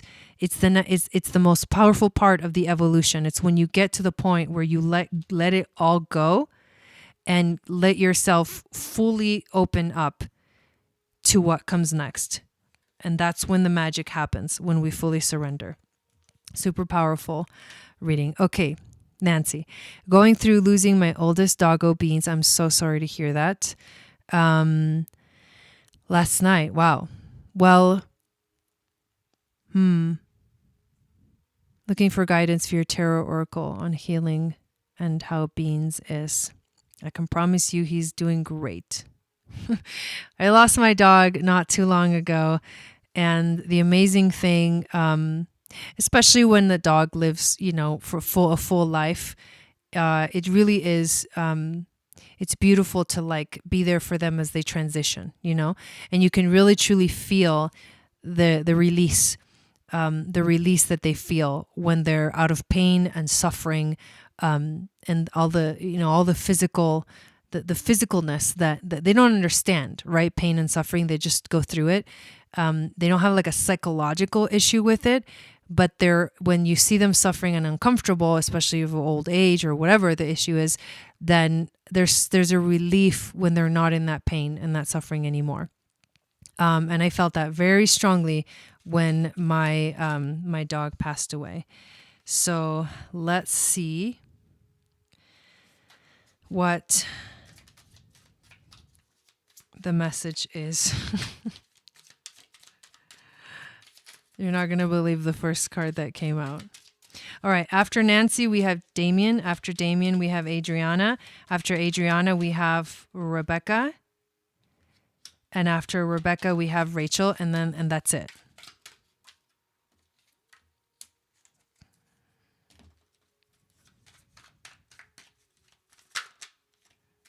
Whoa. Oh, God, this is so cute. Okay, give me 1 second. All right. 2 reversed and 2 upright. All right, here we go. Look at this first card. I kid you not. Look at the dog. Look at the dog. I can't even handle this right now. He's like, look how happy the dog is. Like, I just can't even with this. Oh.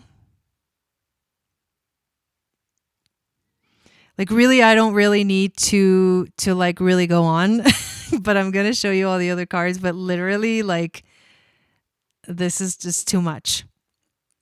It's too much. It doesn't even matter what card this is, but it's actually, I know, right? It's actually the 10 of Pentacles, and it is upright. The 10 of Pentacles upright. So what is this energy? Security, establishment. It really is like the energy is like secure, happy, stable. Like, this is what we're getting from beings. Like, it just is just, this is happy. You know, whoever he's with, he's totally fine. I can't even, like, this is so beautiful. I actually really like that on his jacket, he's got Mercury, which is, it's the magician, it's the mind, and, you know, Mercury is also the ruler of astrology. It could also be Venus, but I have a feeling it's Mercury. That it's just so beautiful to see this. Like, I feel like he's with God, you know? Like, he's with God. It's just amazing. I can't even handle this card. Okay. So let me okay. Here's the challenge, okay? Here's the challenge. The challenge is the 8 of Wands. But it's in reversed. But I want you to see the image of Pegasus flying in the back, right? Like, that's also Beans. And he is freed, right? Pegasus takes you up to the heavens. Pegasus brings you to Olympus, which is, you know, the realm of the gods. But here's the energy of the 8 of Wands reversed.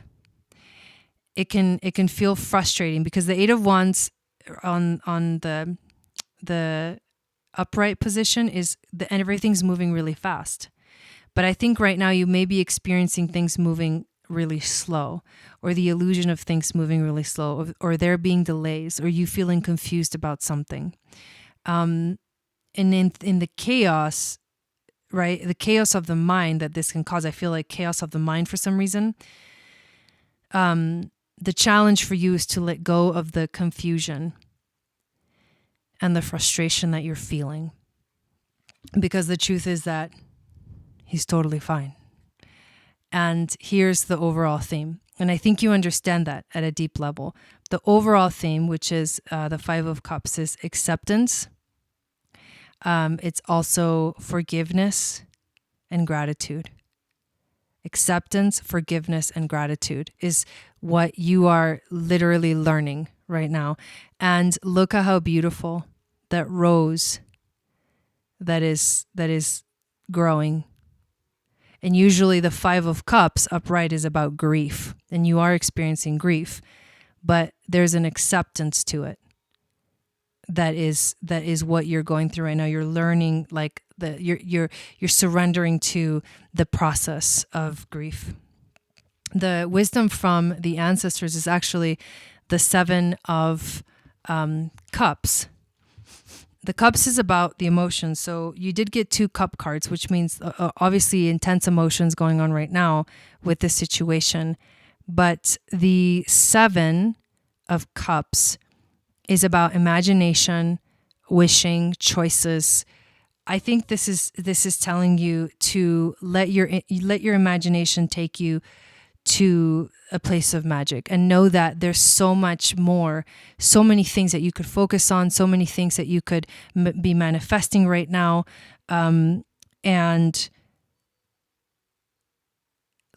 allowing yourself the time to grieve and let go and surrender, and like go through the ups and downs, right? Like just go through the ups and downs, but know that in the end you'll come back to feeling like revived and alive, and feeling like there's so much more that is available to you right now, to find that peace and that love and that gratitude from within.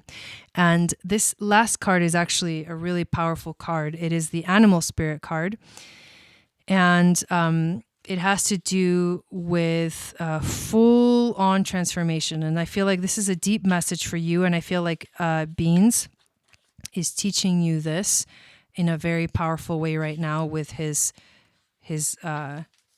transition, because you got the Panther, and this is a very intense energy. Very intense. The Panther is the annihilation of the unnecessary. It is purging. The Panther won't stand to see our growth or energy stagnate. Instead, it pounces into our lives and causes all kinds of havoc, with the ultimate intention of bringing us towards more fulfilling lives. It's unexpected, uncomfortable, and sometimes feels devastating. But after all the dust clears, it's easy to see the Panther's wisdom at work. We've all been through these experiences, and they've made us better people. Trust that the Panther's journey always leads to a brighter place. And this is calling me to pull one card for you for one more message from Beans. And we have the second bloom, a second chance. It's never too late. New possibilities. A second chance. It's never too late. A new possibility, a second bloom. I feel like this is his next life, where he's moving towards. And it's new possibilities. And also for you. And then how beautiful is this one? We are nature. Becoming grounded, embodiment, living in connection. This almost says, we are the earth, and to the earth we return. It's so beautiful. We are nature.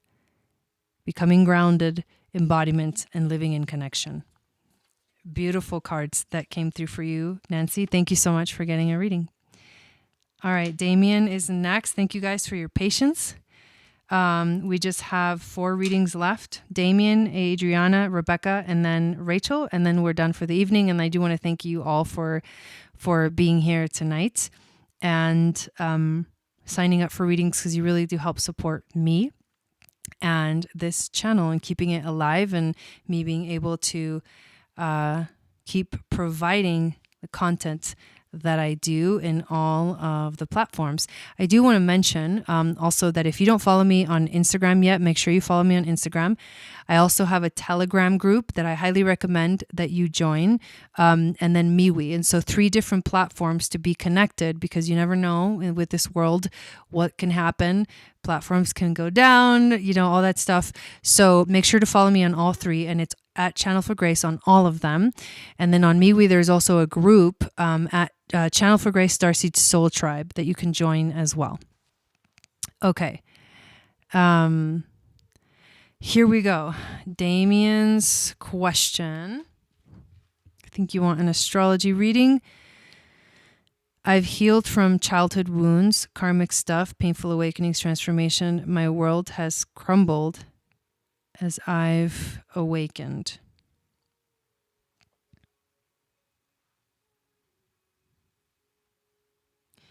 All right, let's share the screen.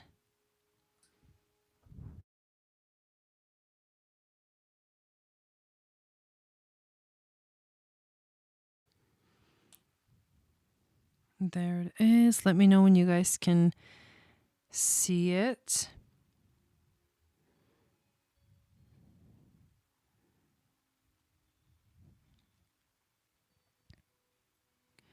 All right. Here we go. 728, 73. 1022.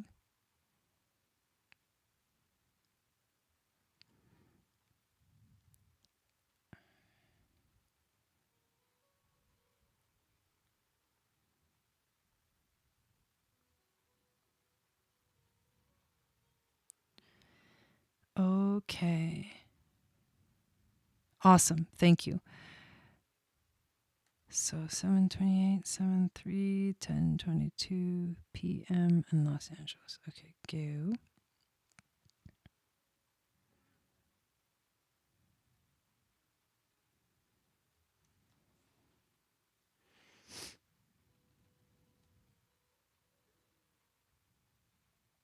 Let me just take a look at it and see what jumps out at me.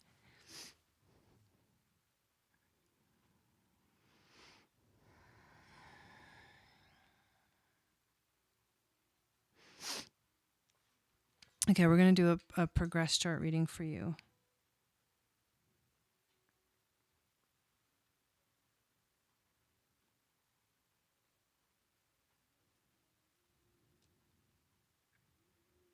Actually, I'm going to go back over here. And I'm going to go like this.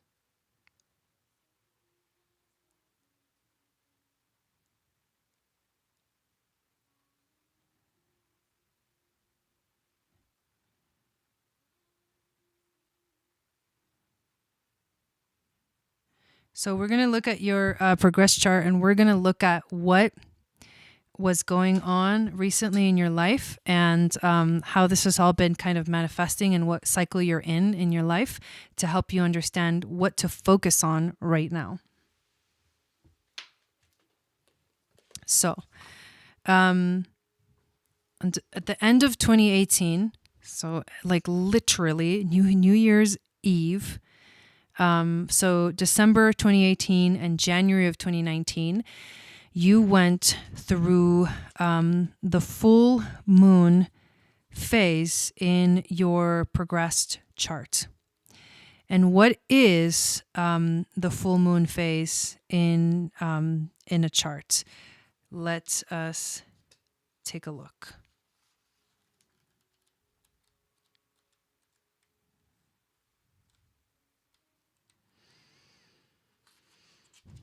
One second while I find it. Okay. Remember, end of 2018, beginning of 2019, something big happened in your life. The time to reap the rewards. So what I'm talking about here, just to give you a little bit of a context, the progress chart talks about a 28.5-year cycle in life. In this moment of December 2018, January 2019, you experience a very powerful part of that cycle, which was exactly halfway through the cycle. It was the full moon.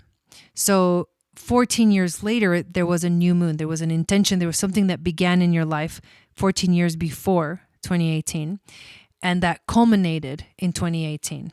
So you have to look back in your life and ask yourself what was going on and what were some of the themes.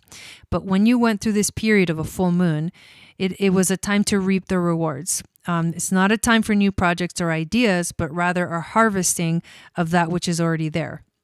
And this is important. This is the time to collect, the time to receive, to pick the fruit, for now it is in its prime. This is the climax to the cycle where the energy is at its peak. Collect the fruits of your labor, they are ripe. The full moon phase states that the seeds have grown and you experience the fulfillment or outcome of the new beginnings made 14 years earlier.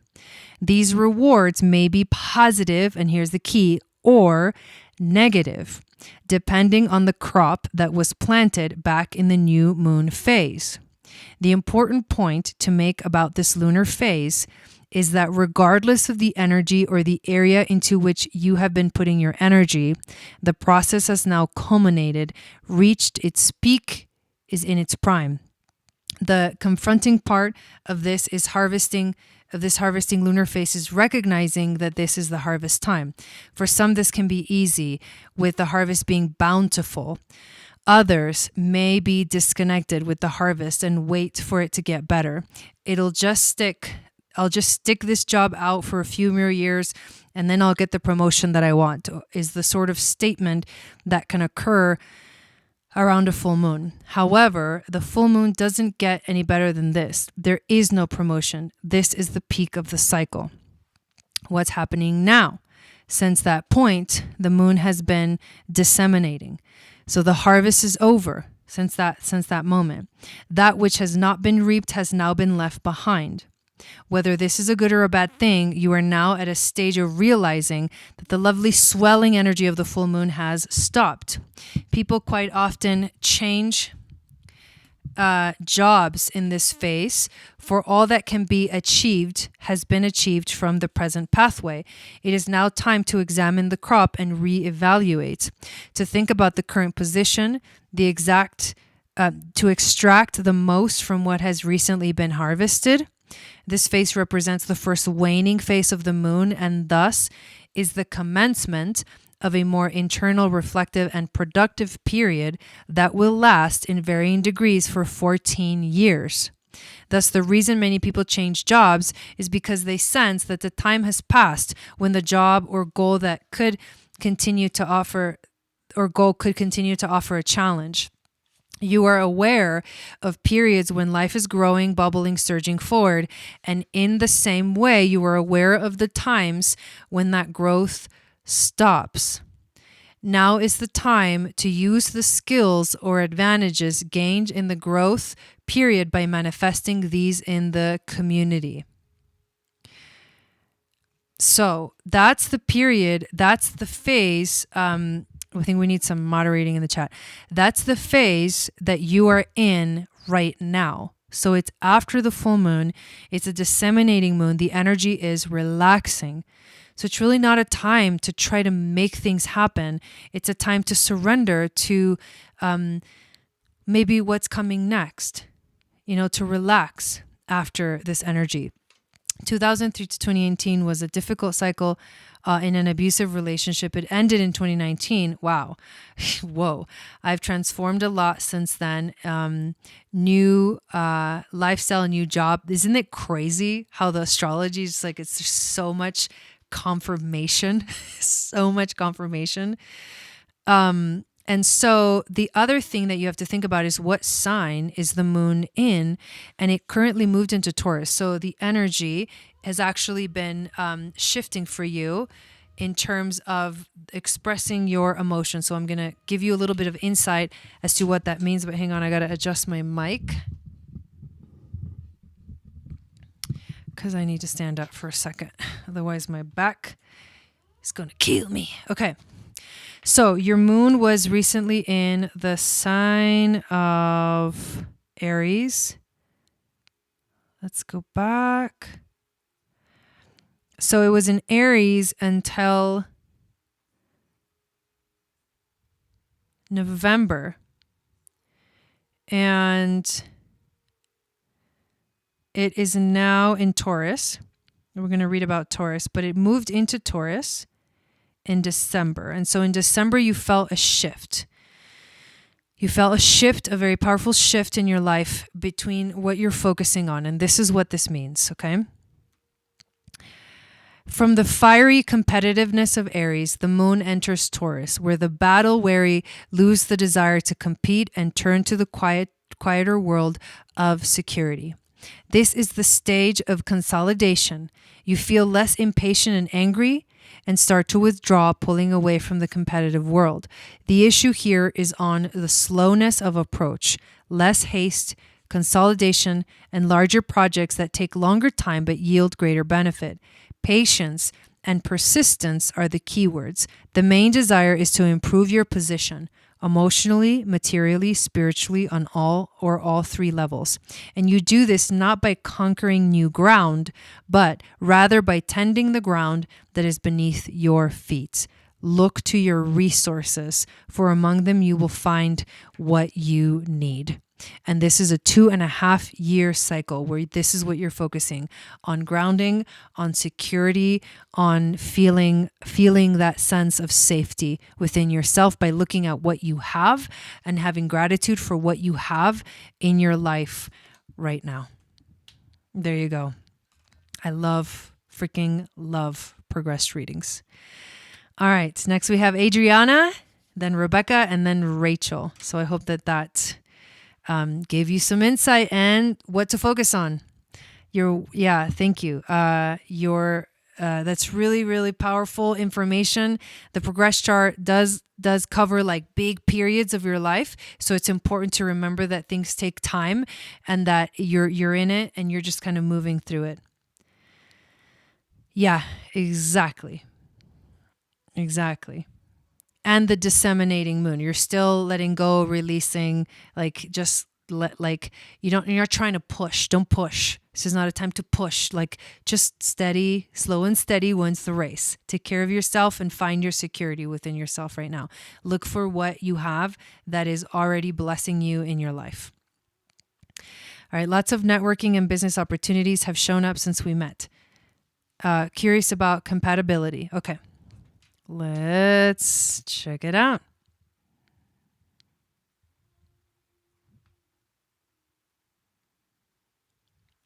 And we have got 9/21/91, 11:04, and that's PM. You guys excited about tomorrow?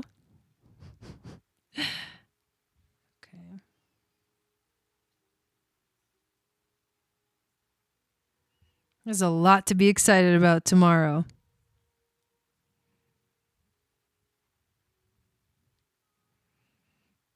How old are you, Damien? Okay, September 21st, 1991, 11:04 p.m. Okay, got it. And then the next chart. I love doing these readings. I'm really excited. Okay. All right, here we go. 2/14/91. 10:37.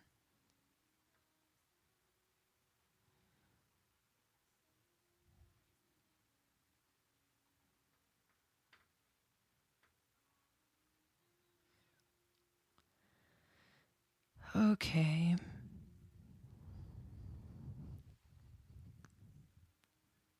AM. Okay. So let's check it out.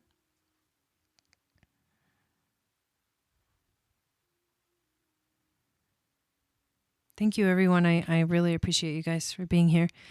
Damien, if you're still here and you are 50 years old or around that time, then you are, like Wendy says, going through your Chiron return, which is a very powerful healing moment where we reach kind of like the culmination of our biggest womb, our primal wound that we chose to heal in this lifetime. And it'll show you wherever Chiron is in your chart, what that wound is. But I didn't focus on that. So, okay, here we go. Let's do another synastry reading. So sun sign first. What was your question first? Lots of networking and business opportunities have shown up since we met. Curious about compatibility. Where is your Chiron? I can't remember. Hang on. Is this a romantic relationship? Oh yeah, definitely Chiron return for you. 100%. So you're healing. This is for Damien. I'm still kind of doing the last read. You're healing your insecurity and you're about feeling like you know yourself, like you know who you are, like you felt like you don't know who you are, but you're coming to the full realization of realizing who you actually are. And feeling confident in that, your identity. Yeah, it's really powerful. Okay, so let's see. Sun sign. You are Sun Virgo, and he is Sun Aquarius. The first thing that I would say about these two energies is that they're very different. One is Earth, and one is air, and they kind of there's not a place where they meet, right? Like in terms of elements, they're not a place where they can understand each other. So this can create some kind of funky like communication things. It just means that you are also like with Virgo can be very focused on details and pays attention, and then Aquarius is more aloof. So that can be frustrating to Virgo energy. That's the first thing that I see. So I would say this is not exactly harmonious energy because they're very different, but let's see what else shows up here, so we can see how it plays out. So the other question I have for you, awesome Damien. The other question I have for you, Adrian, is when you say lots of networking and business opportunities have shown up since we met, what do you mean by that? Like, what are you referring to? Like, how does that relate to the synastry or the compatibility reading? Like, are you guys in business together? Trying to understand what you mean by that. Okay, but I'll continue as I get your answer. So you have Moon in Pisces, so you're very intuitive. You're psychic, like very psychic. Basically, you were actually born on the day of or the day right before a full moon. So that's a big deal. You're very intense emotionally. So and oh my God, how funny.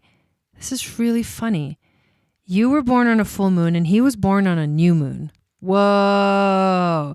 So what I would say is that that's actually a really cool connection. Like he's the initiator and you may be the one that like culminates the energy in a way in the relationship. But you have Moon in Pisces, so very psychic, and then Moon in Aquarius is much more logical. Like it can be very aloof. Aquarius, he has a lot of Aquarius, so he's probably really aloof, kind of like out there, and not very connected emotionally. Like his Venus in Pisces does bring that, but in terms of his Moon, he's much more like he thinks his way through his feelings. Well, you just like fully feel them, and you have no problem with like expressing your feelings. So again, I would say those are kind of very different energies, but as long as you guys are able to find some kind of balance or work in between that, then it'll, that's the thing with relationships. Like any relationship can work if people have good communication with each other and understand each other's needs. Because if there's maturity within the relationship, then there can always be the opportunity for healing and evolution within the relationship as you each evolve individually on your own, or in your own lives, or in your own selves. Okay. He knows people that directly supports an online psychic business. His deep spirituality to Buddhism has taught me a lot about being structured about both my business and spiritual practice together. Very cool. So the reason he's such a good networker is because of all that Aquarius energy, because that Aquarius energy is the networker. Like Aquarius networks, knows how to network, and is really good at networking. So that's amazing. That's amazing. So that's the Moon energy. And thank you for clarifying that. Okay, so what is it that you desire? So you desire, your Venus is in Leo. So what you desire is like to be the queen, like you're a queen, so you want to be treated like a queen. You have this sustaining fire energy that says like, I give love and I can commit like wholeheartedly to something if I know that I am valued in this situation. So if you feel valued, you will commit like wholeheartedly into the relationship. That's what you want. Commitment, but like full on king and queen, Like I'm the queen and the king, I'm the queen and you're the king kind of thing. And this works really well because his moon and all his Aquarius stuff is exactly opposing. And what I say about oppositions in the chart is that there's a massive attraction. And the thing that you need to look out for is that it can burn out quickly. Oppositions can like be really intense and passionate in the beginning, but then they burn out because then the differences take over because they're on opposite ends of the spectrum. That's the only thing to look out for.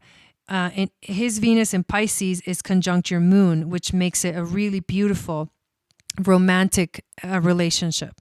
And I think this is where you guys can feel that true connection, of that spiritual connection between the two. It's like what he desires in relationships is like the ideal love, romance, compassion.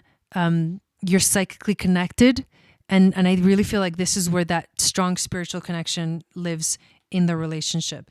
How do you guys go about getting what you want is Mars.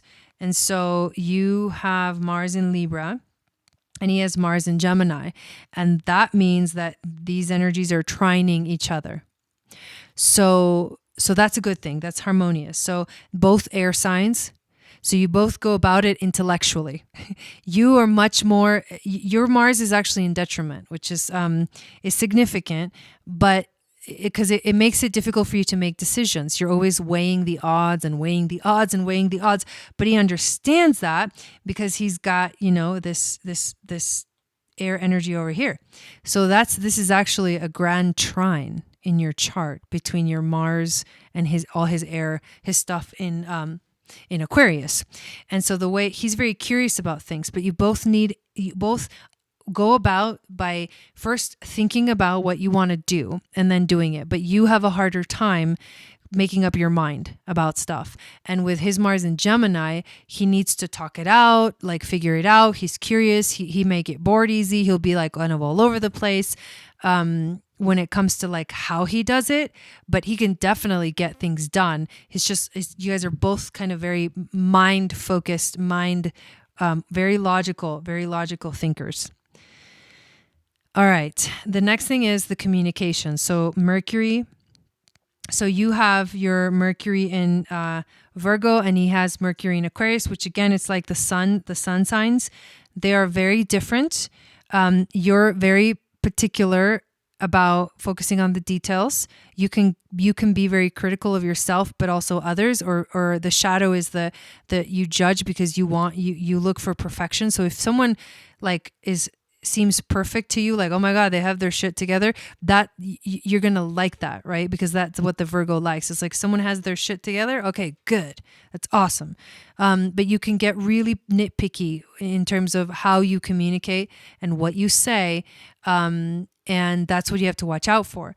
He can be totally out there and aloof and not even pay attention, like, and check out, like fully check out, and be like gone, in his mind. That's like Aquarius. Like they'll check out. They like to talk about big ideas and big picture thinking. Not so much on the details, but I think an Aquarius mind can be interested in how detailed Virgo can get with stuff. So that's what I would say. It's different, but if you guys know how to figure that out, then obviously you can learn to communicate. And then the nodes, you guys both have North Node Virgos or Capricorn. So you're really here to find your maturity. You're here to find your path in the world, to be leaders. You're leaders. And when you let go of the codependency, which is for him, codependency is a big primal wound for him with his Chiron and Cancer. He can be very codependent.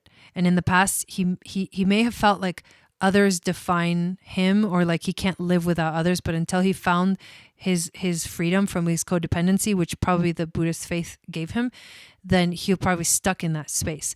So it's moving away from being codependent and moving away from focusing too much on home and family to being leaders. So you can both be leaders of the world.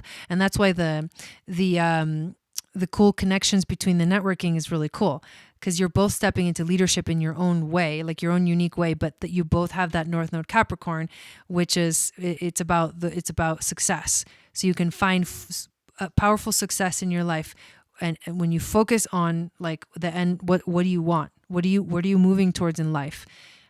So really beautiful, and really that's everything that I look at least in this mini readings about the relationship. So I hope that gave you some insight, and thank you for signing up for a reading twice tonight. Next we have Rebecca and then Rachel, and then we're done. And thank you guys for your patience with getting through all of these readings. Been here for about 2 hours, 20 minutes now. I think we're going to pass 2.5 hours.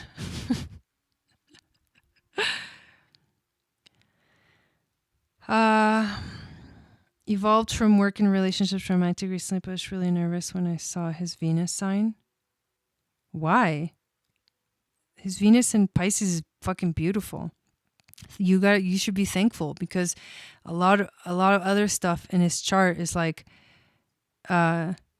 super aloof.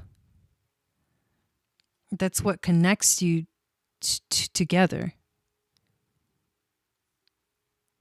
You're welcome. All right, Rebecca and then Rachel.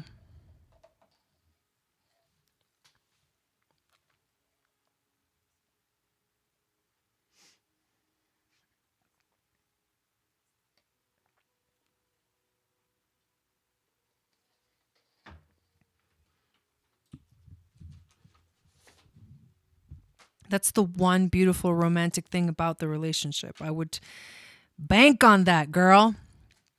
Okay, here we go. Rebecca, seeing so many signs, of a new partnership coming up. Any messages regarding that? Let's find out.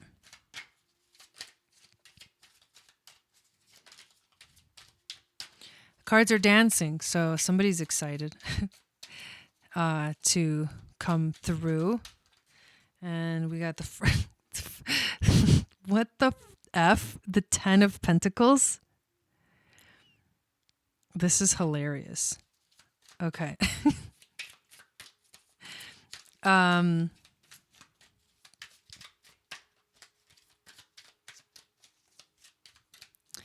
What is the challenge? Whoa. A 9 of Swords. All right. Knight of Swords. High Priestess reversed. And what's the animal spirit? Whoa. Dude. What on earth? Literally three cards. Look at these. Flew out. Like these are like insane cards.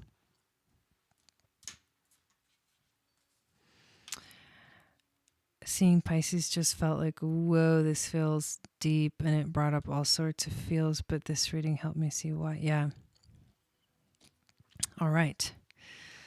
But don't feel like there's a hierarchy in the relationship, Adriana. If you feel like there's a hierarchy, that's not good. Both people have to be on the same page. Okay. I'm not saying that you're not, but I'm just saying, like, don't try to live up to someone else's standards. Very important. Okay. So, is this card reversed?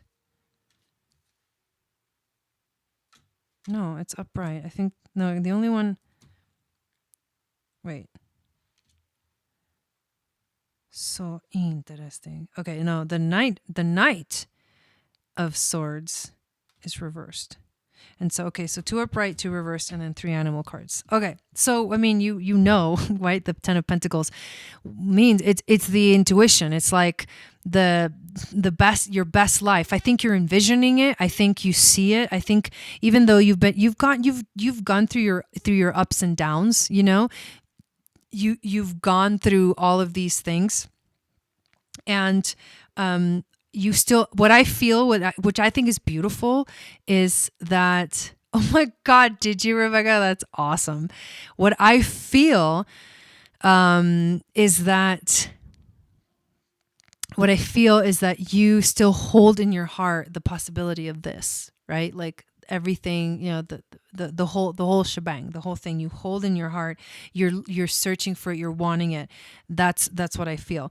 The challenge, and this is really interesting. The challenge is the 9 of Swords, and this can be right, like the nightmare of maybe not having it, or the anguish that comes from not having it. The understanding that maybe your thoughts or the ideas about it, what it's hard to have this card in the middle of a reading like this, because the 9 of Swords can be such a negative experience. Like, holy moly. But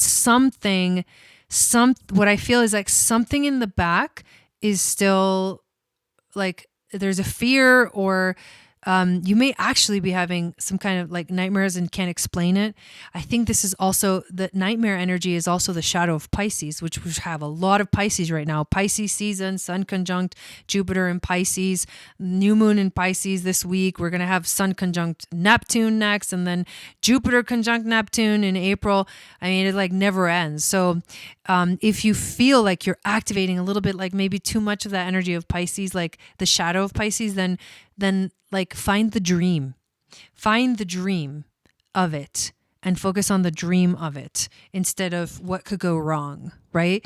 Or what's not working, which can definitely feel very much like 9 of Swords. Anxiety. Like, is there anxiety? Like, do you feel any kind of anxiety? It's the challenge, right? So like letting go of the anxiety, letting go of anything in the back that's still there that you may not be conscious of, but it's there, right? It's coming up. You may not be conscious of this, but it is the challenge that is in the way of whatever that dream is that you're wanting. Okay, so the next card is the Knight of Swords. This is the overall theme. These are very interesting cards. So this is reversed. So the Knight of Swords is like freaking the energy of like, go get it, move forward. It's happening fast. It's coming at you, But this Knight of Swords reversed, let me just double check. It's okay. So upright is being fearless, ambitious, and competitive. Reversed can feel like maybe a lack of, like, I don't know, maybe there's something in the background, some kind of a belief system that sabotages, or maybe you no longer feel like you want to go and search for it. You're just like kind of waiting for it to come to you. I'm trying to understand exactly why, this energy would be reversed, where instead of it feeling like, yes, let's go get it, you may be a little bit reserved about jumping on it. That's what I'm getting. A little bit reserved about jumping on it. And it's interesting because you did get the High Priestess reversed. When you get the High Priestess upright, right? This is like about being at your best. This is about listening to your intuition. This is about allowing mystery to show up in your life. So what's going on with the High Priestess reversed? That makes you think too much.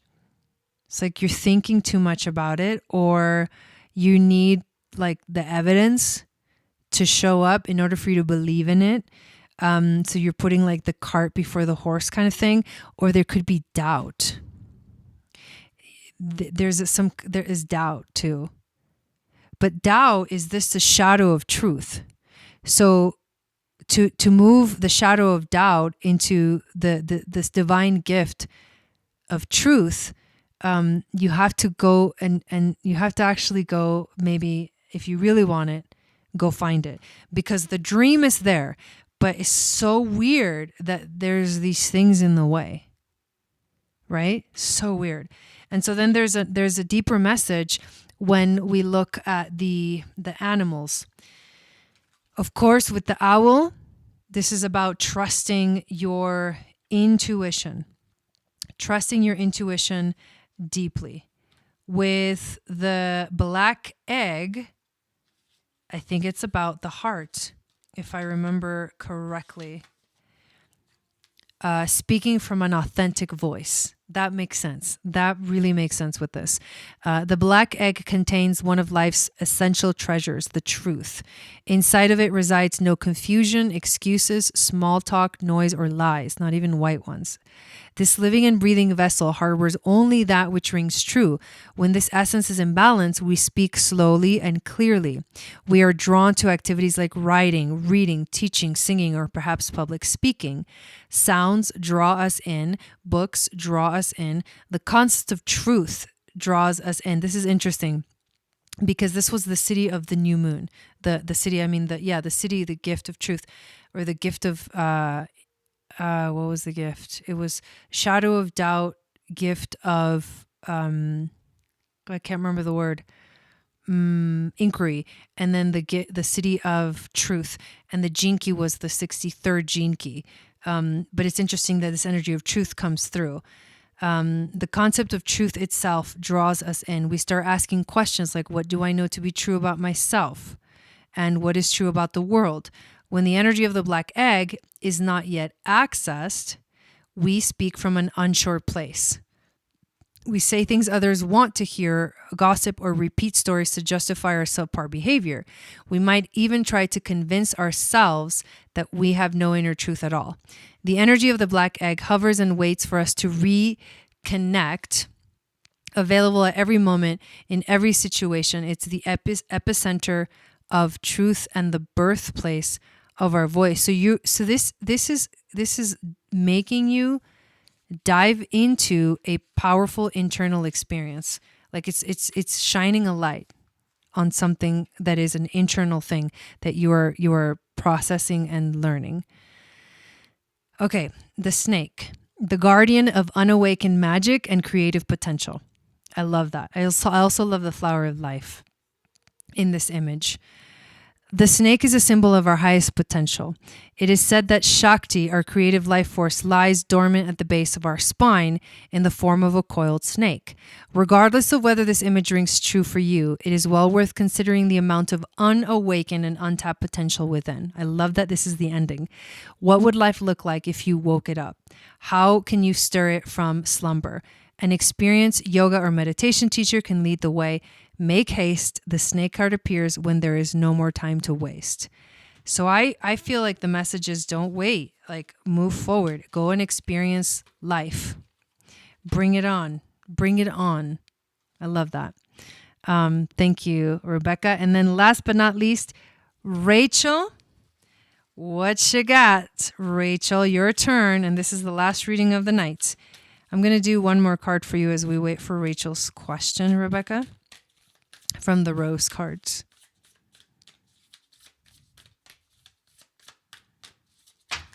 Whoa.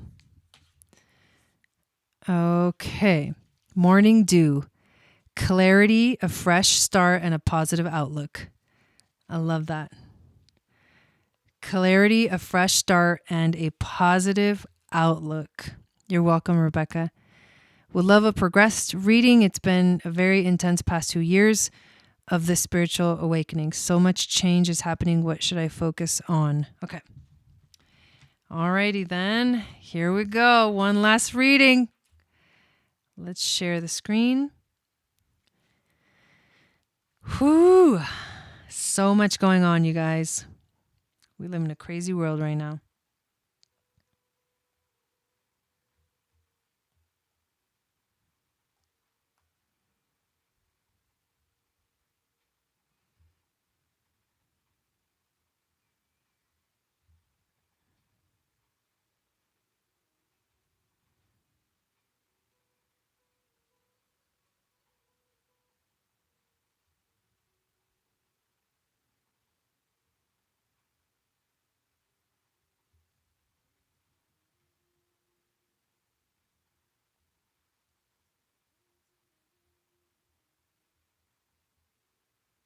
Okay, let me make sure I got it right. 5484, 2:30 p.m. Okay. Let's take a look at what we got. Holy moly. All right. Are you ready for this? Let me get ready.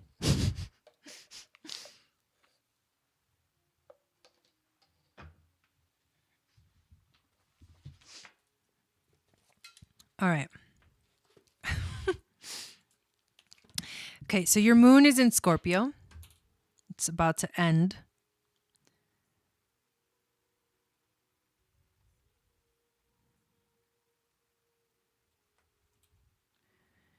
It's about to enter Sag. This is going to be a good one, you guys. Don't leave yet. You're going to feel a powerful shift May 19th of this year. Like really powerful shift. Where's your Venus? 20. All right. So why the last 2.5 years have been insane is because you had moon in Scorpio. And this is what happens with moon in Scorpio. The social needs of balance crumble as you instinctively seek to express strong emotional needs. You hunger for intensity. The potential for this intensity to throw a situation out of balance is no longer a concern for you. Human relationships are now only worthy of energy if they contain strong emotions. Women can quite often give birth to a child while the progressed moon is in Scorpio, as the Scorpio moon engenders very strong earthly bonds with another, permanent bonds. The other thing about Scorpio is Pluto. So death, change, transformation, transmutation, transcend is like you've been literally like, it's been drama. Like the last 2.5 years have literally been drama, right? Intense, as you say. Very intense. That's exactly moon in Scorpio. When I had my moon in Scorpio, I like stopped talking to my mom. I moved. I mean, I was like, F all of this. I'm out of here. We're done. I mean, I was like so angry. And it wasn't anger. It was kind of like, it wasn't anger. It was more like this intense need to like just feel everything fully. And I didn't care. And so like I needed to make my boundaries and all the stuff. So like, that's why. But guess what? It's almost over and the moon is soon going to enter into the sign of Sagittarius. So in May. So the shackles of intense one-to-one relating start to ease as you see the expansiveness of the unexplored world. My moon right now is in Sag. So it's a big deal. And I'm also moving towards my full moon phase, which you are too, but we haven't talked about that yet. So the shackles of intense one-to-one relating start to ease as you see the expansiveness of the unexplored world. You now have a burning desire to increase your worldview, to do things which have never been done before, to go to places that have never been done before, and to think things that have never been thought before. Such desires cause you to push for greater independence. The key issue is to encounter that which is new. You no longer desire intensity as it reduces your ability to have an overview. But guess what? The biggest thing is that you're moving towards the progressed full moon phase in your chart. So you're currently in the, and I will double check, you're currently in the waxing gibbous. So let's pull up what that one means. If I can find it. My God. All right, here we go. Working with the energy, understanding it, becoming aware of its uses, incorporating into your life. By this stage, the energy has been obvious for about 3 years. You will feel confident with it and will start to experience a desire to express your knowledge. This is the time to have faith that you are strong enough, wise enough, and stable enough to express your own ideas and opinions, even in the face of adverse conditions. It is a time of expression. So no longer were you going through moon in Scorpio transit, but you're also gibbous moon. This is the stage where the plant is setting its fruit. The rewards are not yet ripe, but are visible on the vine. The years of hard work are starting to pay off, and the fruits of your labors, weeds, or crops are in sight. When in this phase, you will either be content, working hard, confident of the outcome, or panicky, knowing that the road you are traveling in is leading to an unproductive outcome, a crop of weeds.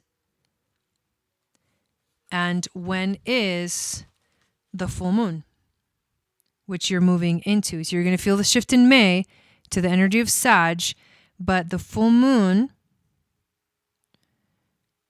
and then you're going to be on your way to full moon.